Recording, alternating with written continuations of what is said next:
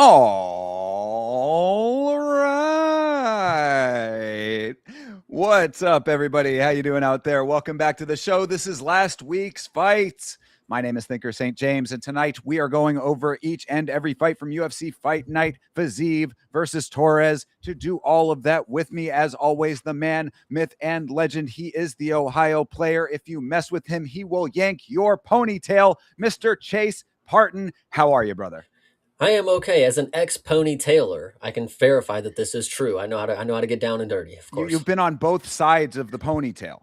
Absolutely, exactly. But today I woke up on the right side of the ponytail, so this was a True. good one. I love today. Obviously, we had fights on Saturday. It is now Monday, and I'm very excited to talk about these things, of course. Absolutely, as am I. And yes, we have fights to talk about, but we do not have fights this week coming up in the UFC. Of course, we have an off week, so no predictions for this episode. However, this is just a delay for the greatness to come because, as you know, around here, when we do not have fights during this week, next week will be an entire episode dedicated to our predictions. It'll be a more in-depth breakdown, have all the information for you, the stats. We will go over them in a lot more detail and give you that breakdown on the following episode. So all we got for you tonight is UFC Fight Night Fiziev versus Torres, but trust we will make this one great. Before we get into that, though, Chase, other things from the fight world this week. What did we get? What did we get into? First off, we watched one Yes. in the morning on Friday. If you guys did not know, this is the place to be. Friday mornings watching one because we had some really good fights. They had the inner circle before it, and from what I saw, a couple decisions. There was obviously the stamp situation. I don't know if anybody watched that one. I obviously am not in. I'm not in the inner circle. I'm not in the club, so I did not get to see it. I heard it was not necessarily the cleanest victory.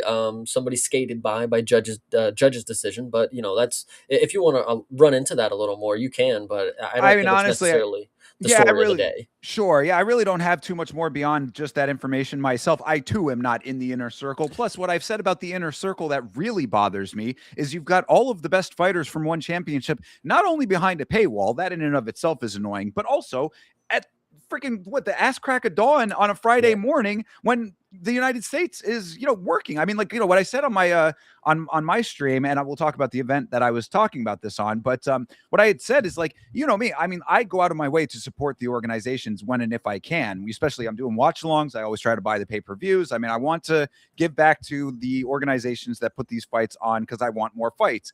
I would watch these fights. I would be there for these. I would pay for these pay-per-views. But I'm a man with a job. I'm like every other American for the most part. A lot like a majority of Americans. Monday through Friday. A lot of them cannot tune into this. So I really do not understand this model that they have for the inner circle. I really question if this is working out for one the way that they hope it's going to be. Yeah, we do not know necessarily what the talks are about that. We've seen, questions about where their books are lying earlier in the year, and late True. late last year.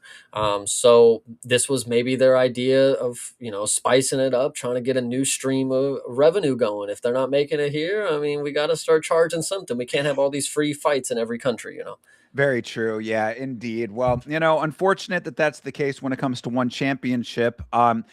Also Muay Thai related. However, I Well, did want. Oh, yeah, yeah, not yeah. moving on from Muay Thai. Or Okay, I'm sorry. sorry, not moving on from one. I'm sorry. Let's hold Yes, on. So the inner circle with Stamp, that was necessarily the main story of that situation. I can't remember how right. the main event panned out. It might have It even been was another that dozen. stamp one, and it was a robbery in her favor, basically. Correct, yes. Yeah. But either way, so the fights after, the actual Friday fights that get aired in the US, I want you guys to hear this. They're good. They're getting better. Like at the beginning of the year, you thought you were missing out. Well, there wasn't the inner circle at the beginning of the year, but a couple weeks ago, maybe a couple months ago, you started to realize that, oh, there's fights before what I'm seeing, and you would have thought these are the better fights, guys. The people who are competing on Friday mornings after the inner circle, they are like they're locked in. They've seen how great people compete, and it's like they want to emulate that. They have like that. I obviously can't say that's what they're doing, but they're competing. They're out there doing a lot better than what I expected. When at the beginning of the year, again, we were getting a lot of decisions, a lot of fights not necessarily panning out. You get somebody who's 106 and two, Pajita, she just smokes her opponent, and then she goes into a main event spot. Whatever you want to say, it, it wasn't looking hot. But now the Friday fights, I'm happy to say that after the Inner Circle, they're panning out. It was a really good one. Yeah, I remember you were saying that there were a lot of finishes this previous card. Absolutely. Yeah, no, there have been a lot of decent finishes in the past couple weeks. I haven't really it's been kind of slipping under the radar, because you kind of watch and you're like, all right, now that should be expected. That's the what we should see as the norm. But then as weeks pan out, you're like, God damn, have we had decision like a lot in a couple weeks? Like people really are just not just finishing each other, but like they're going to the point where it's like, okay, they've both given 100%. Like I can't really say that nobody's not trying to finish each other here. So it was pretty good. I like it. Sure, absolutely. Well, then keeping along those same lines, then what I wanted to talk about was, on my channel we do Muay Thai Sundays. So Mhm. Chase on Friday mornings, myself on Sunday evenings. Muay Thai Sundays this last Sunday was a rewatch of the epic RWS 200. And when I tell you that this was one of the best Muay Thai cards I have ever seen, I really truly mean it. It was just a fantastic card from front to back. It's only 7 fights on an Mhm. RWS card, but what you get out of those 7 fights, I mean, really just high quality. This one had 3 title fights on it because it was such a big event, and the prelim fights were really good as well. Albert Campos. He was fighting, I believe, Oscar Fonseca. That fight was the first fight of the evening. Was very good. You had, the big story of it, and the big story of RWS in general right now has to be the one and only, aka the chosen one, they call him, Daniel Rodriguez. Of course, not the D-Rod that you know from the UFC that went to Mexican prison. This is a different Daniel Rodriguez. This is the Muay Thai one. And when I tell you that this is possibly one of the greats of Muay Thai in the modern era, I really and truly mean this. I mean, this guy is just, he's a surgical precision fighter who puts on amazing technical performances. And if you were there for the watch along, we were breaking down how this guy set up. I mean, I had spoiler alert. If you if you don't want the spoiler, then mute it right now. But just for your knowledge of this, he did end up getting a finish, which is almost a foregone conclusion when he fights. But it's not about the finish as much as it is about watching him set up everything that goes into him getting the finish. And when you break it down piece by piece, it is really an amazing thing to behold watching this guy fight. And he does it so consistently. The guy is, I believe now 51-0-1. So he is an undefeated except for the one draw fighter. And I mean, this dude is just, it's an incredible thing to watch this guy fight. The RWS 200 event was fantastic. So I really just had to throw that in here now, is just to say, if you did not see RWS 200, it is free on YouTube to watch. Please do yourself a favor and watch this event. It was fantastic. So, and just because I'm not as up to date, so this was a rewatch for when was 200? Was it last week or? Yeah, it was. The reason that we did not watch it live was because it aired at the same time as the UFC card. The one time that the UFC had an early start time with the card that we're going to be talking about, that was when RWS took place. So, I would have liked to have watched it live, but they do air live on YouTube for free as well. So you can watch it live, in the early time, or you can watch it on the rewatch. Oh, absolutely. No, that dude, he sounds pretty good. What I will say is, I got a lot of guys in one championship that are pretty good too, and they're pretty tough. Not even guys that are undefeated. I'm not even talking about bringing like Adrian Lee or or somebody. I don't even know another one, or Shimon. I'm not even talking about people like this. True. There are guys out there who got plenty of losses. That my guy who's 50-0-1, whoever got that draw, first off, we need to run it back. True. And second, I got a guy who's 70-22 who'll probably give him a good Well, matchup. Let me and just say that. this is what we've all been talking about on those streams, is how long can RWS hold on to this guy, because he's a superstar in their promotion, but eventually he's going to bust it. He is the longest reigning RWS champion of all time. He's had the belt for over 1400 days. I think this is a perfect segue to what I want to talk about next. But when you were talking about him, the impression that I was getting, I was thinking to myself, like, God, he's really like the Decheva of this promotion over here. Like, gosh, if He's just undefeated. He's doing all this work. Like, man, just let him free. Let him come on over to some other promotions. I'm ready to see him, you know? Well, but see the difference though. I mean, sure. I mean, you do make a point. Like, you're only going to get the talent pool that is in RWS. But the difference I would say between him and Tcheva is that he is running through all of the competition in RWS. So it's not like they're with when we were talking about Tcheva recently fighting this what like 9-5 fighter or whatever. I mean, that's ridiculous. But like this guy, it's like he is all comers. Like anybody can get it in RWS. He's a multi division champion as well, kind of thing. Multi weight class. So it's like this dude is going above and beyond to just clear out a whole promotion of people. See, and that's what I'm talking about, man. But no, going into the next thing, obviously Tcheva, you're talking about how she's facing somebody who's 9-5. Well, I hate to break it to you guys, Canadian women are still on top. Did you guys know PFL had an event? And guess what? It was I watched one specific thing, but we'll talk about Liz in just 1 second. But the main thing, Canadian women on top, because guys, Shannon Clark had a performance. She had a performance, guys. She not only scheduled a bout after having one of the most embarrassing, and I hate to be it was embarrassing. I mean, it was brutal, it was embarrassing, it was one of the largest upsets in Contender Series history. She came back and had a fight. I actually think she came back and had another one a while ago, but I think she came back here and had a great performance. Unfortunately, if I want to be truthful, guys, she's in the PFL, and from what I saw, there's a reason that she did not get into the UFC. Yeah. Let me give her justice. She Yeah. is very skilled. She is very, very skilled. I know you don't agree with the comparison, being very skilled, and I'm going to compare her to somebody. I think she's very much like a Jalissa Chavs that we just saw kind of deal. She's very skilled all around. She has all these good techniques for being so green. She'll throw knees, she'll throw elbows, she'll get taken down for a whole round or whatever happened in that first round. But either way, she had a good performance, came back at the third round TKO. However, she was getting hit with a lot of shots and she was not blocking her face at all. And it's like, girl, like, Well, help me, help you. Like, I mean, this is the girl who got knocked out by Yanisi Dubin on the Contender Series, is who we're talking about, right? correct. You Correct. are Okay. absolutely correct. Yeah, well, and so I mean, I appreciate this level of interest not only in women's MMA but Canadian women's MMA. So good deal there. But I was curious as to why you were very specifically interested in her and this fight. Like, I mean, this was because you made it known to everybody that you were watching this fight. It's like, guys, Shannon Clark, everybody, come on, you got hold the presses here. This is a big thing that I'm going to bring up later. Ah, Listen, the story isn't over for a lot of fighters. true. If somebody listen, she got to the biggest stage of her life. She's ready to go into the UFC. If you watch that promo, she just had a kid a couple years ago. She's getting back into it. I'm just training. I'm just out here having a good time. And then for that to be the outcome of what happened to her, her to coming back, man. She is a tough person. Again, not a lot of women will go out there and get beat the hell up. That's one thing, but getting just starched, completely just like lifelined. That's a different type of mentality to think that you are confident enough that you can still get this done. So I really believe in her.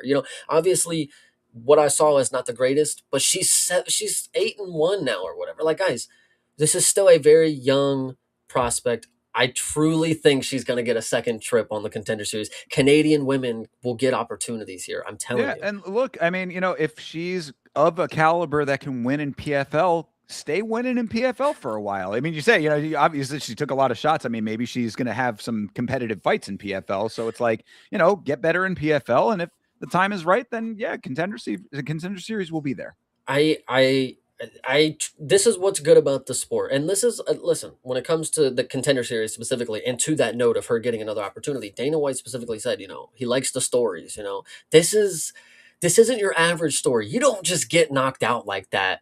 You got something to prove when you come. Like, I cannot be the person who that's the image of me. I quit the sport. I just never be seen again. Like, no, there's got to be something better for me, and True. you got to believe in people who are confident like that. She believes in herself, so I'm going to go ahead and believe in her. As somebody who doesn't have the most self-confidence, there you go. Shout out her.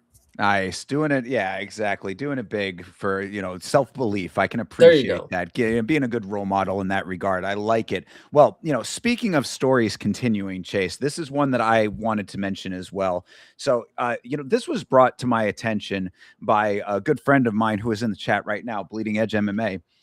He put me on to an event in Florence, Italy. It is called the Calcio Storico. Chase, have you heard of this before? I have not heard of it, but I did tune in, and for the one time, and I'm not saying that this is like, because this is just how I personally am a stream watcher. I don't normally have the event on. I'm like, I Mhm. like the banter with Thinker. I like to, I turned on the Storico, and I had to see what this was. I mean, I was told this was not to miss. Armored MMA is something different. I've seen clips of it, but like Sure. this, I'm being told this is of the ages. This is the first sport of man. This is what I've Well, been told. again, yeah, the beginning of the story. The story continues from like the dawn of time when it comes to Italy. Apparently, this is something that's gone back for many, many years in Italy, in Florence specifically. But what I would say is that this pushes the limits of combat. As far as the definitions go, as when it comes to covering it on my channel. When combat sports adjacent, this does kind of test the limits of that. But they are fighting in it. And when I tell you people, if you have never seen the Calcio Storico, when I say that there is nothing like this, I truly mean this. I mean, like, the best that you can say is that it is a mixture of rugby, fighting, and soccer, I guess, to an extent. The three of those kind of mishmashed up. But that does not do justice to what you actually witness when you were watching this thing. It's wholly unique, I would say. I think I just want to run down a list of things in no particular order, and I'm not going to categorize them whether I like them or dislike them. That is up for your interpretation here. Please do Um, so. so this is a sport. Yes, there Hmm. is a ball. Yep. They don't necessarily. They have random times that they pick which side they're going to throw to. Both teams will score on the same side. There is fighting, but most of that is laying on top of each other and trying to swipe at somebody running by. There's a bald man with his jacket open. He walks around with two drinks in his hand. I have no idea what that dude was about. The hydration specialist. That guy was here, so that was another thing that was awesome. They had a little tent, which when they explained the rules, you would throw the ball. They're like, you got to get the ball through the slit. None of them through the slit. They just threw it right over to the corner. And I'm like, I thought Yeah. the game was I don't know. There was a lot of things going on here. The fighting itself was more or less, I see the guy I don't like, and we're actually going to fight. If I don't really care for him, I'm just going to tackle him. I'm going to lay on top of him. Well, And that's the idea, is to get him down. It's basically, it's like you fight for a little bit, but really what you're trying to do is just get somebody to the ground, because once you're on the ground, then you're out until the point's scored. The whole rule system really is almost secondary to the action. All I say is turn it on and watch it. You'll figure it out as you go. But once you do get into it and start paying attention to all of the things that you just mentioned, Chase, all of those details, your brain kind of is in like a million different places. You're looking, it's like your eyes are darting all over the screen, like trying to figure out what the hell you're watching. But over the course of it, you'll get it. And by the time the thing is like halfway through, you are so invested, especially if it's a good game like the one that we watched. So we watched the finals of 2026's season. It's like a tournament style thing. So I have 2 rounds, I think. And we watched the finals of it, and the game was very close, very competitive. So you kind of turn your brain off to the actual nuts and bolts of it and just enjoy all of the chaos. And it is a sight to behold. I think the last thing that I'll mention and why this also becomes, discombobulated, at least for the portion that I was watching, I went to sleep. Obviously, I wasn't going to watch the Storico all night, guys. I have work in the morning. The Storico is something that you have to behold the entirety of. You can't just get a portion. You got to sit down and enjoy the entire thing to really behold what this is. And when you also mix in the fact that there's so many colors going on, there's reds, there's blues, and there's greens. And now that I think about it, when I say it, it's like, why weren't they the colors of Italy? Like, why was blue there? Like, I don't. Isn't Because I think that they are regions of the city. I think is how that breaks okay? down. So they just I think they just assigned them based on that. Again, Oh, there are things about it that I still don't fully know. the last thing you're Yes. talking about assigned. Yes, yes. Everything is assigned in this sport. Assigned at birth. You get your team at birth, and that is your team for life. That's how the Storico works, guys. So Well, I mean, I think that that's almost one of the most important points, is that really the Storico is mostly about pride and about like, Yes. repping for your hood basically, because it's like, you're going up against other regions of the same area for essentially bragging rights, for Yeah. domination for the year. And it's you and a team of people also from your city. You have to be from that city or a naturalized citizens with 10 years of lived experience in that place. So it's like, this is very much just about pride, and there's really not much more to it. There's no big, I mean, there's like a fireworks thing at the end or whatever for the winner, but like as far as like, wide scale, worldwide recognition, fame, glory, money, etc., really all of that goes out the window. It's not about that. It's more at the roots level. The last thing that I'll ask about the Storico, to give it its grand justice, Thinker, is this going to be an annual watch along? Oh God, I hope so. Absolutely. I would love for it to be. In fact, if we can catch it live, I'll have to see when they air it live. The only problem with it, and I'm going to need to lean on the Blood Palm community, on the Yama community here to keep me honest about this, because the only problem with it is that since it's not a combat sport in the traditional sense, I'm going to have to do double effort to make sure I am on top of when it happens. So, if you guys were out there and you were watching, please keep me honest about this. Let me know ahead of time when it's happening. We'll plan it and we will watch it. The last question that I have, and this is obviously more of just an observation, the Coliseum is like close by or not? Like, why didn't they like build something that's kind of similar? Am I Because like, you just play it on a big patch of dirt. That's why it's not a Coliseum sport. I mean, the actual answer, of course, is because the Coliseum is reserved for Elon Musk and Mark Zuckerberg. But fa- you know, facts? Goddamn. but yeah, no, but that's another part of the craziness of it, is that it literally there's no markings on the field, if you can even call it a field. It is literally just a big pitch of dirt, 8 inches of dirt on top of cobblestone. This is about as near to the ground as you can get. It's, again, nothing like it. There's nothing Yeah, like it. that's absolutely awesome. No, I'm glad you were able to get a glimpse of history. I mean, this is mankind itself. When they talk about the first things that happened, Mictebek was born, and then the Storico happened. I mean, it's just how it goes. So Exactly. And then you just have that big long line of history, and then exactly, now we're here. it's like White House, Freedom 250, and then all that. Yeah. Exactly. Yes, absolutely. So those were the things I wanted to mention. Was there anything else that you wanted to get into before we start talking other stuff? I think the last thing that we need to do before we start talking other stuff, and by other stuff you mean UFC, and by the Sure. great stuff, I'm talking about the chat. So we got to go ahead and give a shout out to the Of chat real quick. course. Obviously, Bleeding Edge got his little moment a second ago, but we're gonna go ahead and shout out. I saw Sam earlier, right, and Carlos and Bleeding Edge and Bleeding Edge, Bleeding Edge and Bleeding Edge. Jeez, well, geez, doing great today. Appreciate him. Yeah, appreciate it, guys. Yeah, shout out to Sam and to Carlos. Appreciate you guys as well. And of course, Bleeding Edge is the man. So thank you very much for bringing the Calcio Storico to my attention, brother. And thank you for bringing the attention to me that we could get a matchup like Carnelossi and Shannon Clark, but it's not possible because Carnelossi got cut, so that's unfortunate. But Well, Shannon Carnelosi Clark, can go over to PFL now. God damn it, you guys are really doing it. You've done it. I didn't even think of it. Holy shoot! How Oh my about it? goodness! Yeah, How about that? matchmaking happening on the fly. There you go. And if the new guy over there, PFL, is about it like he needs to be, which it seems like he's way more so than Don Davis, then that might actually happen. Thank you for listening. Yeah, absolutely.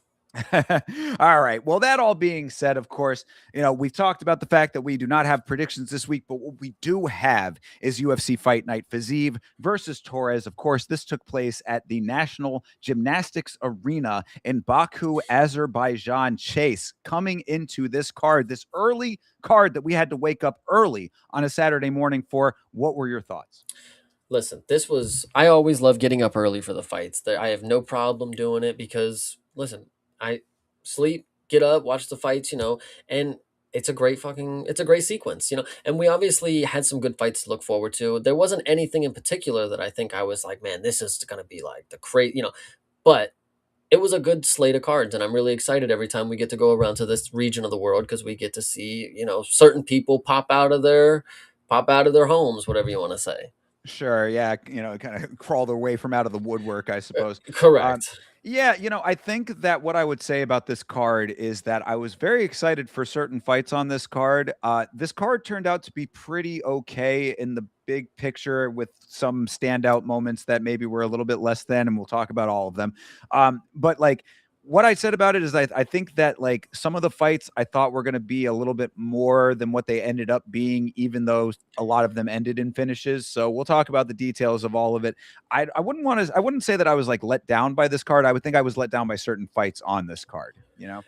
Um, what I will say, just as a brief overview, there was fights that I wasn't let down. I let myself down on some of these fights because I gave people more hope than they should have ever been given. I So think I'm in the same kind of boat with that and on some of that as well. So we'll get all into all of who those were and what they were all about, and we will do that right now. Starting off with the first fight of the evening, of course, with these two people that we did not know about necessarily, the newcomers to this UFC. This is Tahir Abdullayev versus Jefferson Nascimento. Now, what I think that we did not mention, but I had found out over time. I think I found out on Twitter after the fight had concluded. Both of these guys, of course, new to the UFC, we knew that, but both of them end on short notice as well. I don't know if you knew that, Chase.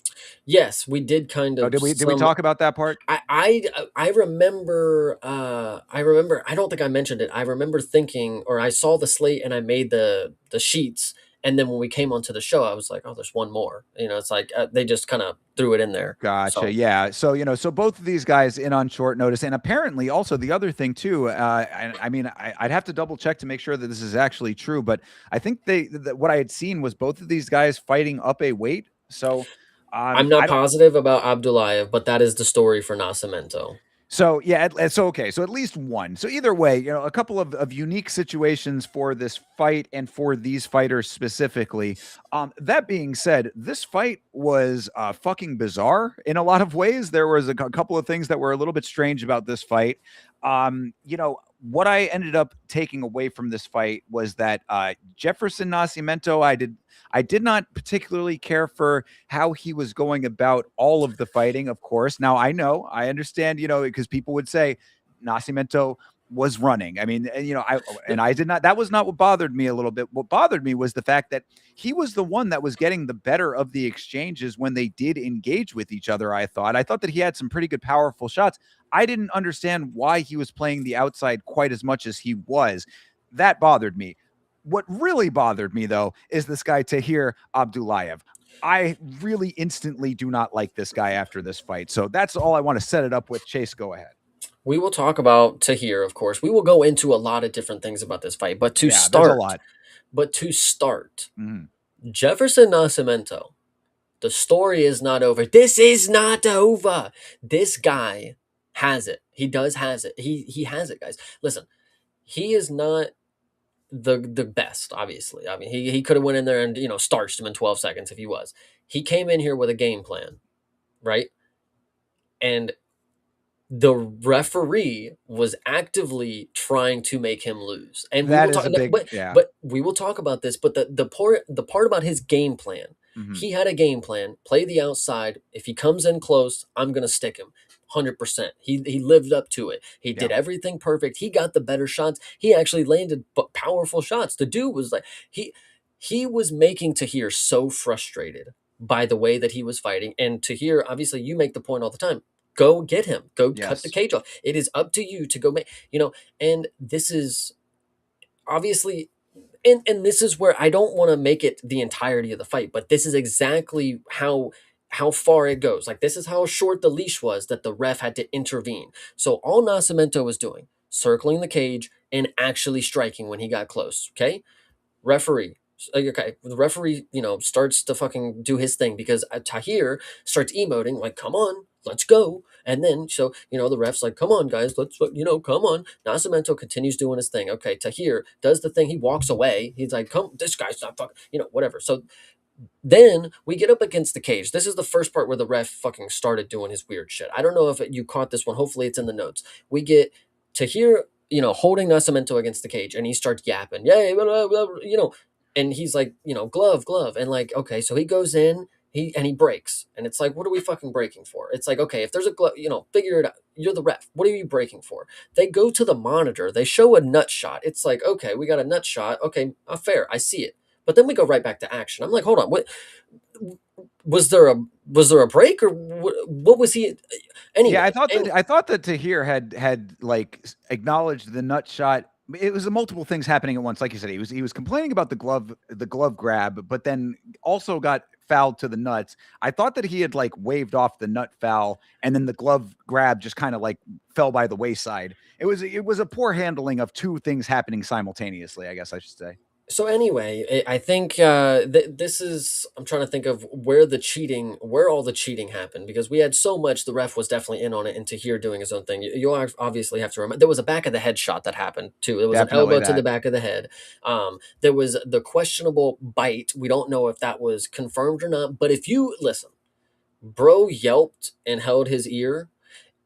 I don't know what to tell you. There's a scene of Floyd. There's a video, an older video of Floyd Mayweather when he gets like bit or something in the cage, and like he like yelps like a fucking dog, and it's a video. Like people meme him all the time for it. It's like, bro, people don't normally yelp. Like, especially if you were a pro fighter, Marab getting kicked in the stomach, and you could visibly hear him yelp. It's like, okay, fair. You getting his ass fucking Floyd got bit in a boxing match. yeah, there was like Oh, a clip. Yeah, it was a yeah, clip of that. okay. Anyway, but the point is, grown men who are professional athletes who are 13-0, I would give him the benefit of the doubt. I don't think he's the type of dude to pull this. Like, ow, he bit me, because he yelps, holds his ear, and then he says something, and then credit to a lot of people who are making the point.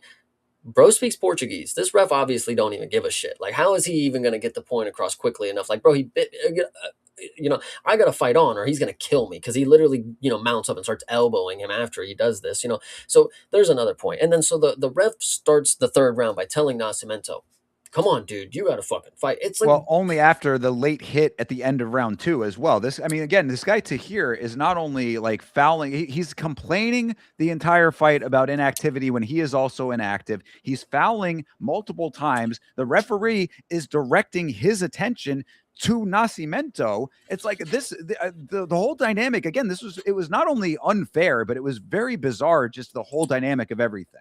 and then the last part that made me so mad, and this is where I really respected Nascimento. The ref comes up to him at the beginning of the round after everything that's happened. Bro, he bit me. He elbowed me in the back of the head. He hit me after the bell. What all this shit. I have nothing. The ref's coming up to him. He's like, "You're gonna have to fight, dude. You're gonna have to be active." Nascimento's just like, "Yeah, yeah, yep, I hear you. Yeah, I'm gonna do exactly what I've been doing. I got one more round of this. You can say whatever the fuck you want to me right now, bro. You've literally done nothing for Yeah, me. Like, why would I play any game with you? I already know how you feel about things. Yeah. exactly. So we obviously get a third round, and then it's going the same way. Nascimento actually came in with a little more fire. After there was a point, I think it was after the late hit, he came into the round, with a little more heat, and he was coming in here to end some stuff.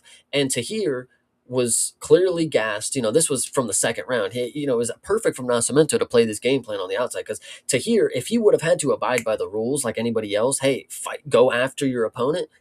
Brother, he wasn't going to be able to. That's why he keeps emoting away like he's not fucking fighting me. It's because you can't fucking do it. So the third round comes. We obviously get a slugfest, and then it comes down to, Nascimento ends up on bottom. Tahir's landing shots that aren't necessarily the craziest, and then the ref steps in. And what I will say to this, in the moment, I didn't think it was the worst stoppage, but It was not great. I will listen to everybody. In the moment, I haven't done my rewatches of it. I don't necessarily think too much of it. This dude's a dirty, dirty cheat. The victory doesn't mean anything.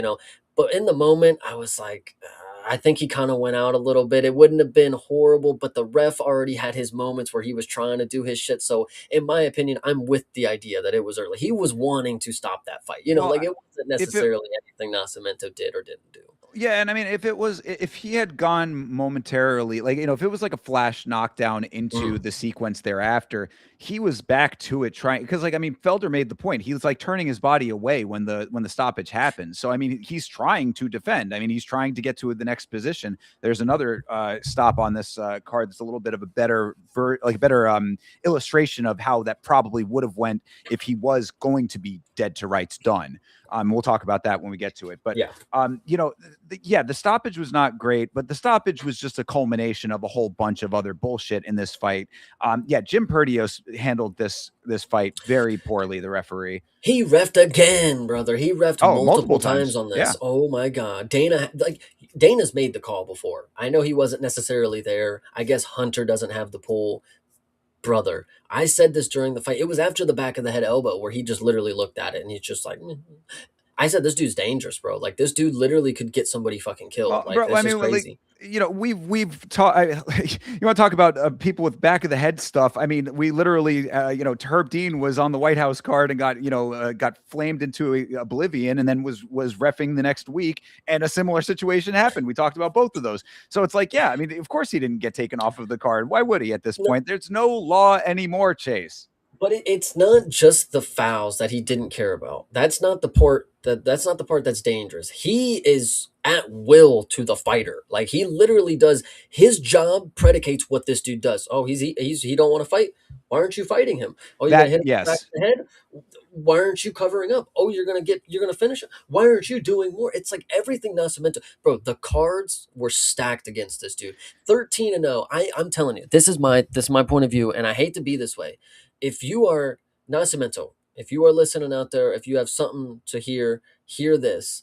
You should have the uber confidence that they had to have everything against you. But you are an undefeated Brazilian guy coming into their land.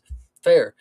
They had to make everything. It's not just cheating, bro. It's the ref. The judging was probably going to be. We already saw the scorecards. It was literally with the knockdown in the third, he was going to win. So whatever you want to say, Nascimento, they had to do anything to stop you from winning. They had to do everything. You may not be the best, but the confidence should be at an all-time high that the only way that I lost in my career up until this point on the biggest stage was the most scandalous shit that we have seen in the past 3 weeks, of course, mind you. 3 yeah, weeks. really. I But mean, yeah, you go back, it's just scandal after scandal after scandal recently is very true. But, I don't look at it necessarily as targeted against Nascimento in the same way as I look at it as the referee bending to the will of Abdullayev. And that is the very concerning part about this. Yes, I certainly agree with that being, the thing that stands out the worst to me. This is, it's like I always reference, like in baseball, you see like the coach come out of the dugout and he's up in the umpire's face, whatever. Does the umpire ever change his ruling? Of course not, because you cannot bend to the will of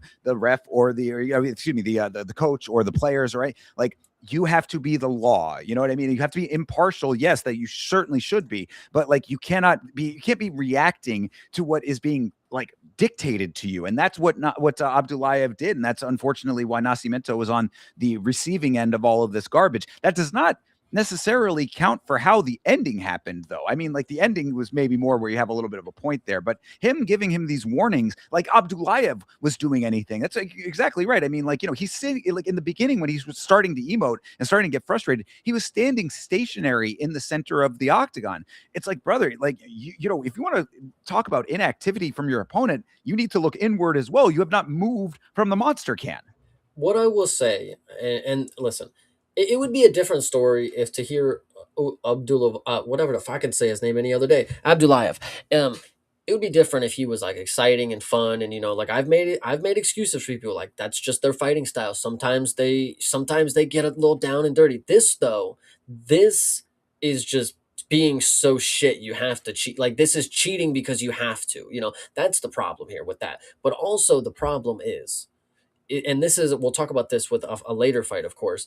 This more lies on the referee. Like fighters, things are going to happen in the cage. Like they're going to eye poke, they're going to kick each other in the dick. It is the referee's job to not let them do that. Like they could do whatever they want. That is on them. If they want to get disqualified, that is up to them.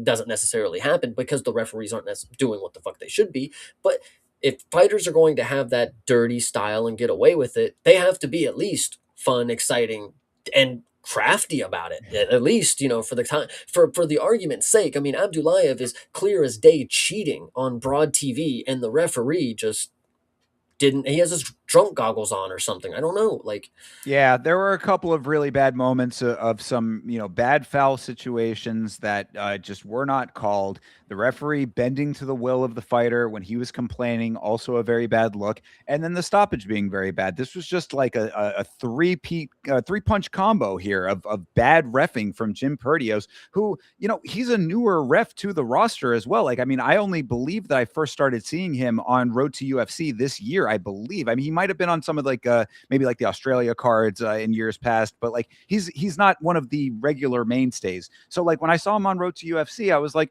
okay, maybe this is a new guy. I always talk about how we need more referees and better training. This at least was part of the more referees part, but no, he just wants to fit in with the rest of the shitty refs. So he does what he does here. I mean, this is just a really bad look for a guy who is just now starting to become part of the fold here. I really don't like that for his trajectory going forward, starting off at least. what I would say, and this is what I think should happen, of course, and this is what I think will happen. I do not think we will see Abdullayev probably back immediately. I mean, I don't. I personally am not the one who's going to say this dude needs another shot. Like that. First off, it wasn't good performance. He whined like a little girl, and he fucking cheated like he's a motherfucker. Jefferson Nascimento, though, this is a performance that warrants a second chance because he came in and he filled your card. He took the fight on short notice, up a weight class, against a very scary opponent. Now that we know that he's a fucking dangerous guy, he's not just a cheater; he is a dangerous cheater. And then to take the fight on short notice, up a weight class, to risk your undefeated record, I think Nascimento needs a redemption. Whether Yeah. whatever you want to say, I listen, and I'm not even opposed to this because he jumped into the card kind of in a weird way on short notice. Give him a contender series fight. Listen. We saw him against a debut guy. May as well be the contender series fight right here on the UFC card. So give Nascimento, throw a dog a bone because I'm a big fan of this dude, not because of his fighting style, not because of any other things, but he was willing to risk all these things. The adversity that he faced is probably the most that he's going to when it comes to an unclean matchup. Um, and I think a lot of these things, whether he was too evasive and people are like, oh no, he was boring. It's on short notice, guys. He doesn't have a game plan. He's just got to go wing it. Like just throw a dog a bone. Give Nascimento his redemption. I think it's only fair. Yeah, and I mean that was going to be my point that you made about him losing his O in this fight. I mean, what a way to go when it comes to that, unfortunately. But it is the point. I mean, like he did step up. This is what happens. This is certainly what happens in the UFC. I mean, we talk about it literally every week when it comes to the refereeing and judging and stuff. So it's like obviously he wanted to be here enough to take the risk. Go into a fight like this, not knowing exactly what was going to be on the other side of it. And he gets, this is the situation. I think it would be warranted to give him one more shot. And like, you were talking about him going on the contender series. I mean, you can do that, or you could just give him a contender series guy in his next fight. That's Yeah. another fine thing to do. Have him start off another card, put this guy in the apex, give him another chance to, like actually have a little bit more of a standard UFC experience, and then just see from there. If he, if it doesn't go his way there, or if he has a performance that's really terrible, then maybe you make the choice at that point. But this is not a good representation of what he's capable of, and it's certainly not a good reflection of what the organization should be offering to fighters. I mean, like, got to look at it as a two-way street here. I mean, the fighters are here to fight, of course, but the organization should be here to provide a fair and balanced platform for them to perform on. So Yeah. Well, the thing that I would say moving forward for Nascimento, the last thing that I would hope for him, because it just goes back to this is what the fight game is about. Sometimes you lose. It's how you take your loss. And I think we haven't seen him pop out with a Twitter account talking about Herb Dean, fire him, sign the petition. We haven't seen him doing a whole run like that. I think he'll properly take his L, and it's unfortunate. It is unfortunate. Everything was weighed against you. You did not deserve it. Whether you were going to win by judge's decision or not, they maybe weren't even going to do that for you. Whatever you want to say, but hold your head high. That people like me, the people who are watching the sport, who are paying attention, like you did gain a fan. Like Jefferson Nascimento. Like I'm down to see it. It may not be pretty, but I think he did enough to garner respect from the audience. Let me say that. I say he must have because, the type of performance that he had here, you're usually the one to be, eviscerating this type of performance. So obviously he did something right to you. Nah, he was bombing him, bro. Every It is true. time, bro, he was whooping him, and he was whooping him so bad he was getting frustrated and crying to the ref about it. Like that, you listen. Yusuf Zalal is it's one thing, seeing him at the end of the round doing his little shit, like brother. Nascimento was not about that shit. He had a game plan. I'm gonna stay on the outside. I gotta gas this dude out, and if he gets close, I'm gonna slug him. And after he started cheating, he realized there was nothing I'm gonna be able to do. Man, just Yeah. finish it out, finish strong. I hate to say it, especially Yeah. in this game. No, I mean, I'm fine with it in a general sense too, exactly for that reason. Because when they did engage, he was landing some really nice shots. I mean, like he really put some leather on when it was in close range. And also, I mean, Abdullayev made me hate him so much in this fight that really, I mean, I'm a Jefferson Nascimento fan by default. So There you go. Yeah, this yeah. is this is my hero of the card for real. Yeah, and then like what we had said, Tahir Abdullayev, please do not bring this man back. The way that he conducted himself in this fight is unbecoming of this level of the sport, as far as I'm concerned. I really do not want to see this guy again. Absolutely. Yeah. All right. Well, good deal. We'll see what they do with Jefferson, but Tahir unfortunately gets the win there. Another unfortunate. I don't know. I guess maybe we'll talk it through and see what you think. But this is Bekzat Almakhan versus Jean Matsumoto. Now we both predicted Jean Matsumoto to win this fight, and he did indeed win this fight on the judges' scorecards unanimously. I might add. I think a lot of people were not satisfied with the referee, excuse me, not the refereeing, with the judging in this fight. I mean, I would probably class myself in that same category. This did not seem like a John Matsumoto win to me. What did you think, Chase? Let me start with a story because Yes. this is great. This is where I was really frustrated with Thinker. Guys, you're gonna listen to this. On Oh, Saturday, I was frustrated with Thinker during this fight because I was having internet issues. Correct. I This is a true statement. This is 100% facts. Internet was hating me and I was hating them too. It was mutual. I I'm upstairs, unplugging the router, plugging it back in. I'm on data, because I got to be upstairs, towards the light. And so I'm watching it on my phone, and I'm watching this fight, So I'm kind of understanding, Bekzat's doing some good stuff, knocked him down. He's got that big old cut on his head, looking good. So I get down, I got the internet working, and I'm still making sure it's good. And I get on Thinker Stream, and I'm like, man, I am having some shit internet issues. I don't remember what I said. And Thinker's response was, "Well, you're here right now, so you're doing good. I will murder you. You are horrible to me." what I was saying is that the internet must be working to some degree because I mean, like obviously it was not a blackout situation. That's all I meant. I wasn't trying to be mean to you. No, you're okay. No, you were rage baiting me really hard right there, dude. I tell It you. was unintentional, I swear. But no, so yeah, at that moment, it was up, but it was not up for good signal. I'll tell you that. So it took me a Gotcha. really long time to actually get settled back in. I was watching this one on my phone, and so maybe that is how I came to the conclusion of that. I also thought Bekzat Almahan this time, I Alma know, yeah. won this fight. And again, I was watching this on my phone. It was cutting out. The internet didn't work. But yes, for what I was able to see here, Bekzat was whooping bro's ass, and he was defending all the takedowns, which is like crazy to me. It's like the one thing that, like, yeah, this is weakness, and which I kind of thought John Matsumoto was pretty decent at. I mean, he's got a good frame for it too, but Bekzat was working this dude over from what I was seeing, and that was pretty crazy. So unanimous decision, 29-28. I didn't even look. I'm not even gonna lie to you because I was fixing the internet. I was like, all right, Bekzat, cool. He whooped him. He got the cut, knocked down. I went to go fix the internet, and I come back and I look at this unanimous decision for fucking John Matsumoto is crazy, but I got the pick right. So Yeah, same, obviously. But yeah, no, I mean, the issue that I saw in this fight was that Matsumoto was just way too slow to start every round. It was every round. It's like he's waiting for something to click, but every single round he's doing that. And I'm like, dude, we talk about this every week about fast starting. And like Matsumoto is a guy who, like, when he does get his rhythm, like he can get into a nice flow state. His striking is really crisp when he's like when it's all on point, and he's just in the zone. But like, it took him it felt like the start of the fight every round, you know what I mean? yeah, no, this one.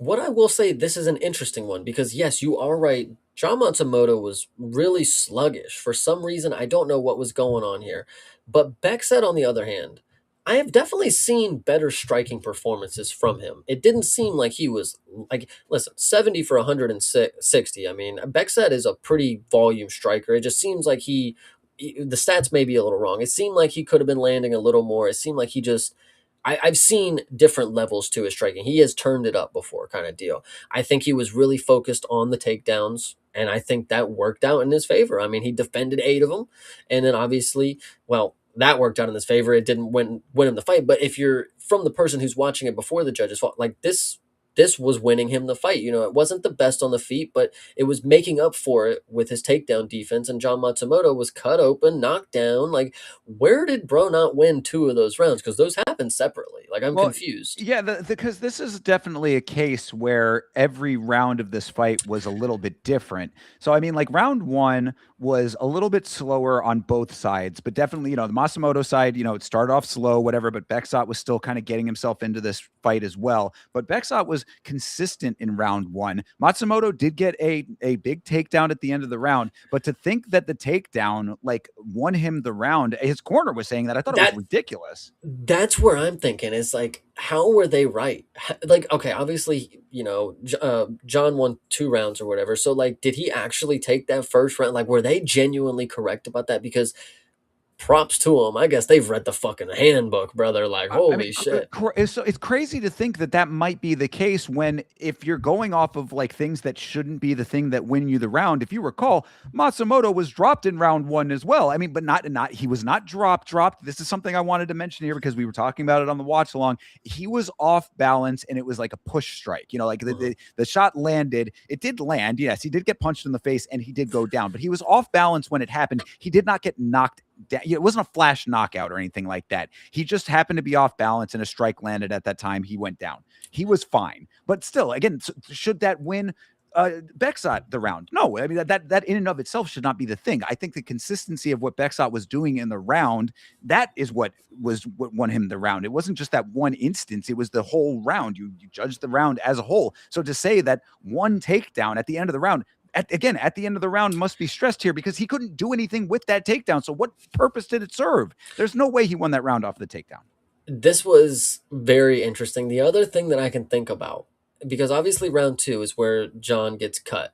Yeah. And when you go to the corner in round 3, I find it very interesting that they're like, "You're good. It's just not bleeding." And I'm like, "They are damn right. That is a crazy cut that has just no blood coming out of it." And I'm like thinking, like, now that I'm looking at the scoring, it's like, what round did he win here, and how could they have scored it? Okay, they give him the takedown, sure, possibly, but I don't think so. Second round, it's like maybe they didn't know that he was cut because it didn't bleed much. Like, I Well, don't. oh no, you couldn't miss the cut when well, like I mean that's I actually had in the notes. I said the cut was worse than it looked initially because Mm, like it was when you see it, yeah, you see like it's like a lot of times with cuts, it's like you see it and you're like that doesn't look like that bad of a cut, and then they wipe it off and you just see how yeah. actually large it is. That was definitely that it went right through his eyebrow. So the thing was is that I mean he did turn up nicely in that round. He had some big knee connections. I mean like there was a good amount of striking from Matsumoto in that round, enough that I think you could make the case for him winning that round. So it's like if you want to say that he round one I thought did not go to him, then round two I think he had a better case for at least. One other thing that I think is interesting is like John Matsumoto at the end of the fight, Bekzat he wanted to stand and bang, and John Matsumoto did the, I'm too smart for you. And it's like, how did he know he was up, bro? Like, are you serious right now? Like Because you his corner told him and he believed them. And it's the one time where it actually worked out. I was saying on the watch along, I was like, that is terrible, terrible cornering right there to lead your fighter to believe that he's up around that was close enough that he might not be up seems like a very bad game plan, but somehow, some way it worked out. Very strange.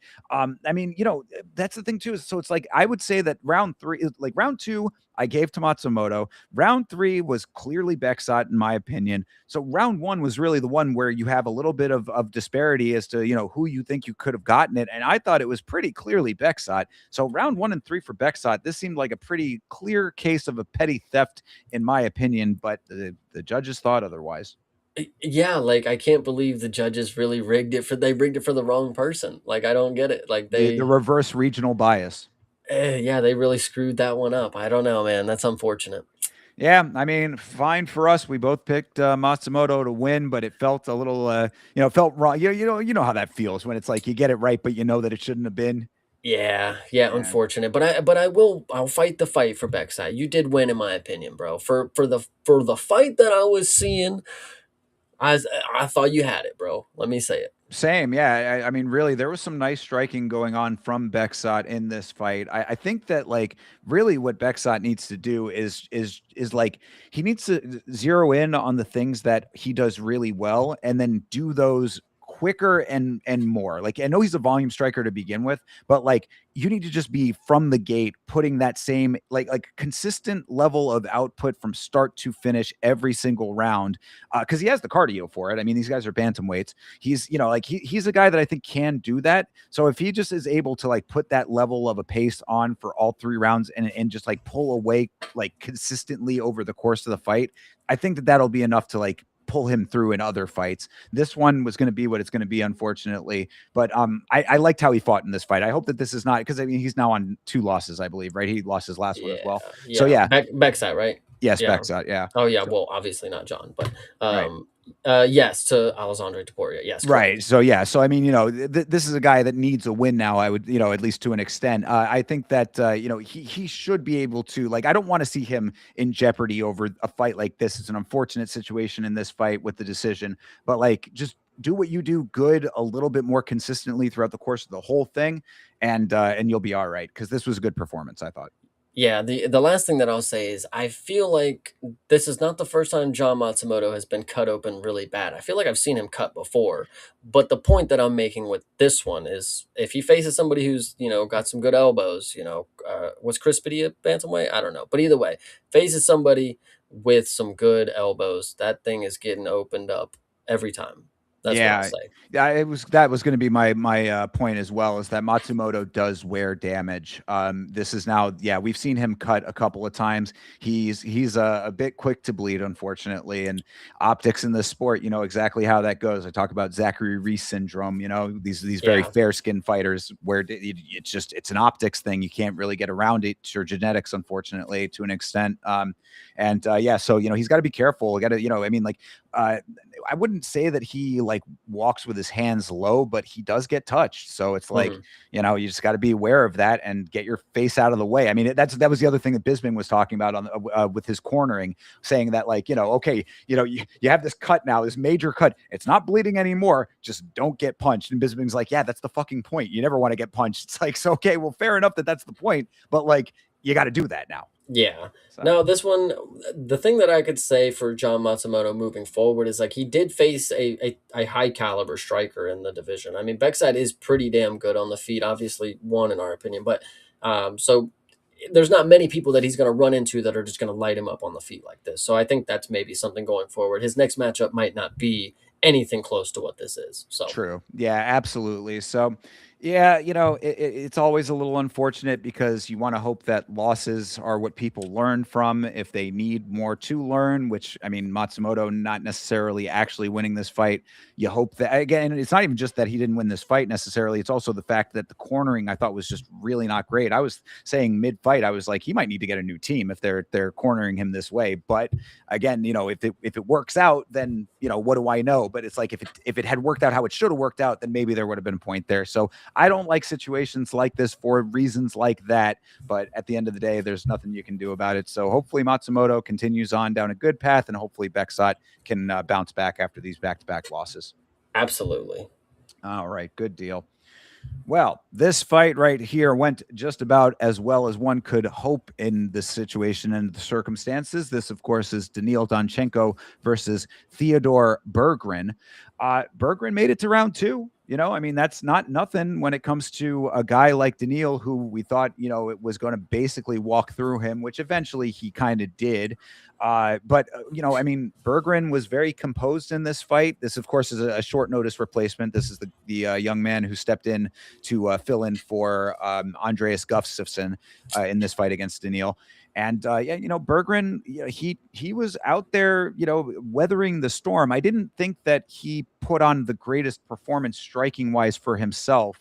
But he didn't show any signs of fear in there. I mean, like, he really was right up in the action, and Daniil doing what Daniil does, starting off strong. And we'll talk about start strong in this sport. Like, that Daniil is a great example of a guy who really goes after it from the very start of this thing. Commentary was saying that his team was trying to teach Daniil how to learn to not put 100% into every one of his strikes. And I'm like, as a fan, that I might not necessarily like that, but probably wise in the big picture, because he did, have some cardio problems against Alex Morono there. Did you hear Bisping's comment to that?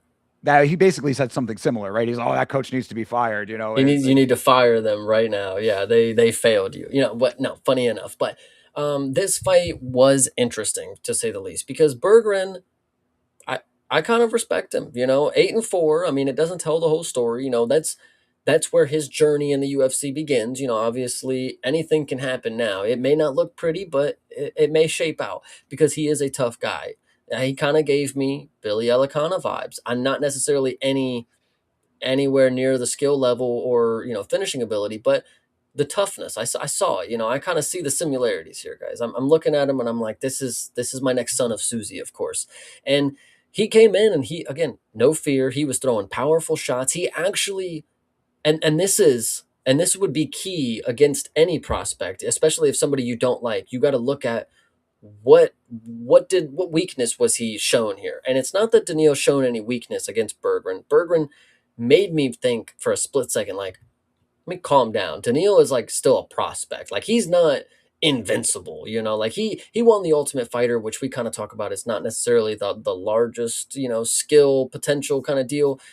Daniil, I feel like we're getting a little ahead of ourselves. And in this fight, I was like, man, this Berggren dude, he might be just that kind of fucking dude that does this, and it's not necessarily the worst thing, but it is a point to Berggren. Like, he made me lose a little hope for a second. He came in there with a plan. It did not work out, but for the first round, I mean, he was doing the damn thing, Well, that's the note that I had was that, he wasn't active enough, but I thought, he might have been scaling for late game, considering that we know that Daniil has some cardio issues. Sadly, that was not to be. So, you got to be a little bit more judicious about if that's your plan, you got to be mixing in a little bit more than what he was doing to, make it a little bit more competitive earlier on, because like any fight, you can get caught. I mean, like the head kick that ended up knocking him out, or at least starting the knockout sequence, Daniil didn't even expect to be able to land something like that. He said it in the post-fight speech. He was like, yeah, I didn't know that I could do that. So it's like, he's just kind of throwing whatever out there, and then something like that lands, and it ends up being the thing that starts the ending sequence. It's, that's always the potential at any point in the fight. So you can't be, letting someone gas themselves out consistently without the output and the offense to backfill that. So that's really the big note that I have, because I liked the composure. I thought that was the big takeaway from this kid, is that, he's going against Daniil is a hench dude. I mean, he's a kind of a shorter guy, but, he's really built. He goes out there like a tank, just throwing crazy stuff out there, seeing what sticks. And he was doing a good job of weathering that, but you can't just do that. Yeah, I'm telling you, like, so, back to when Billy Elikana made his debut on short notice, against Bogdan Gushkov, and he almost finished him in the first round. And it's like, holy shit, Bogdan Gushkov, I mean, he is just a prospect, Daniil not necessarily got to the point where I was like, holy shit, this dude's going to finish him. But Berggren had me thinking, like, man, Daniil, he is human, man. Let me not get ahead of myself. I've been thinking he's going to smoke this guy in round one, and he didn't, I've always said the thing that a great fighter has on their side, obviously, destiny, you may not think that it's going to work. They just do shit sometimes, and a head kick fucking lands, and he goes, rocks him after, hits him a few more times. The thing that Berggren can hang his hat on is he did not go unconscious. I mean, he got his ass whooped after, but that's something that's like, all right, my chin held up. Let me react a little better next time instead of flying across the fucking kit. Daniil earned his finish. It was not as quick as I thought it was going to be. And I'm glad that he's still good, man. He's really, really got this shit. Well, and that's what I had to bring up as well, is that, when it comes to the Daniil side of this equation, I like the variety of striking from Daniil is always the thing that is most, great to see for me. Like, you see this guy from the start of the fight, he's always coming out like a bat out of hell. but it's not so. I mean, it's a little wild, but it's wild in a fun way. So like, okay, you think like, yeah, the difference between a guy who's just going out there like the dust cloud, kind of deal. This is a dude who is a little closer to that than other guys, but like he does have such a great variety of strikes that do end up landing. I mean, like there's enough accuracy in those strikes that it makes it all worth. The teeps were also really nice for Daniil. I mean, like, he's mixing in these kicks a lot earlier on in the fight, these lower, the body kicks, and then he finally goes up for that high kick. And it was like, man, I mean, so you hit every strike that you can think of. You hit a number of different kicks that you could think of. And then you go for this high kick that you don't even normally do. And then that's the thing that starts the sequence. I was like, this is a really solid, like, skills display from Daniil in this fight. So I was pretty happy with this performance on his side overall. Now, granted, you should do that against a guy who's coming in on short notice, who is not of UFC caliber, et cetera, et cetera. This was a setup fight from the beginning. We knew this was going to be the case, but at least if it was going to be that, you did the damn thing. You understood the assignment. And that's where I think it's different. This isn't just like, oh, we found a short notice guy for our undefeated killer who knocks everybody out. It's like they didn't set up Berggren for that. Like, obviously, this is a tough fight, but it was a lot closer than what it seemed, Like, and this is, again, Daniil is still a prospect. He's not necessarily Ilya on his way up. He hasn't hit the point where he's just murdering people. He's still at the point where he's got vulnerabilities and people may be able to capitalize on it. And I don't think we should be that surprised if it happens. But if you are a big fan of Daniil and you've seen him, grow so far, I would have some pretty good confidence that he's going to be good. Guys, have you seen the guy that's from Ukraine that's also in his division that he could potentially train with? His wrestling is going to be, who else he trains with that have good wrestling? He trains in Tiger Muay Thai with Shevchenko and Peter Yan and the main event guy. So I don't know. Daniil is a very, very good example of a ceiling that we maybe don't know if we know it all yet.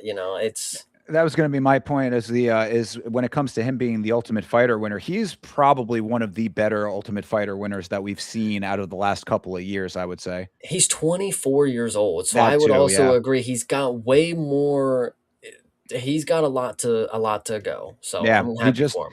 He needs to not be a dirt ball. That's a big part of, what people have a little bit of a problem with. He fouled again in this fight too. I mean, it was, it wasn't as bad this time, unintentional nut shot in this fight. Round one, he got the kick to the nuts. It happens, but just have one fight where you don't foul at all. How about that? Then we can at least put it out of our minds. But he needs to not be a dirt ball, and he just needs to work on his cardio a little bit in the later rounds. But other than that, I think he's pretty golden.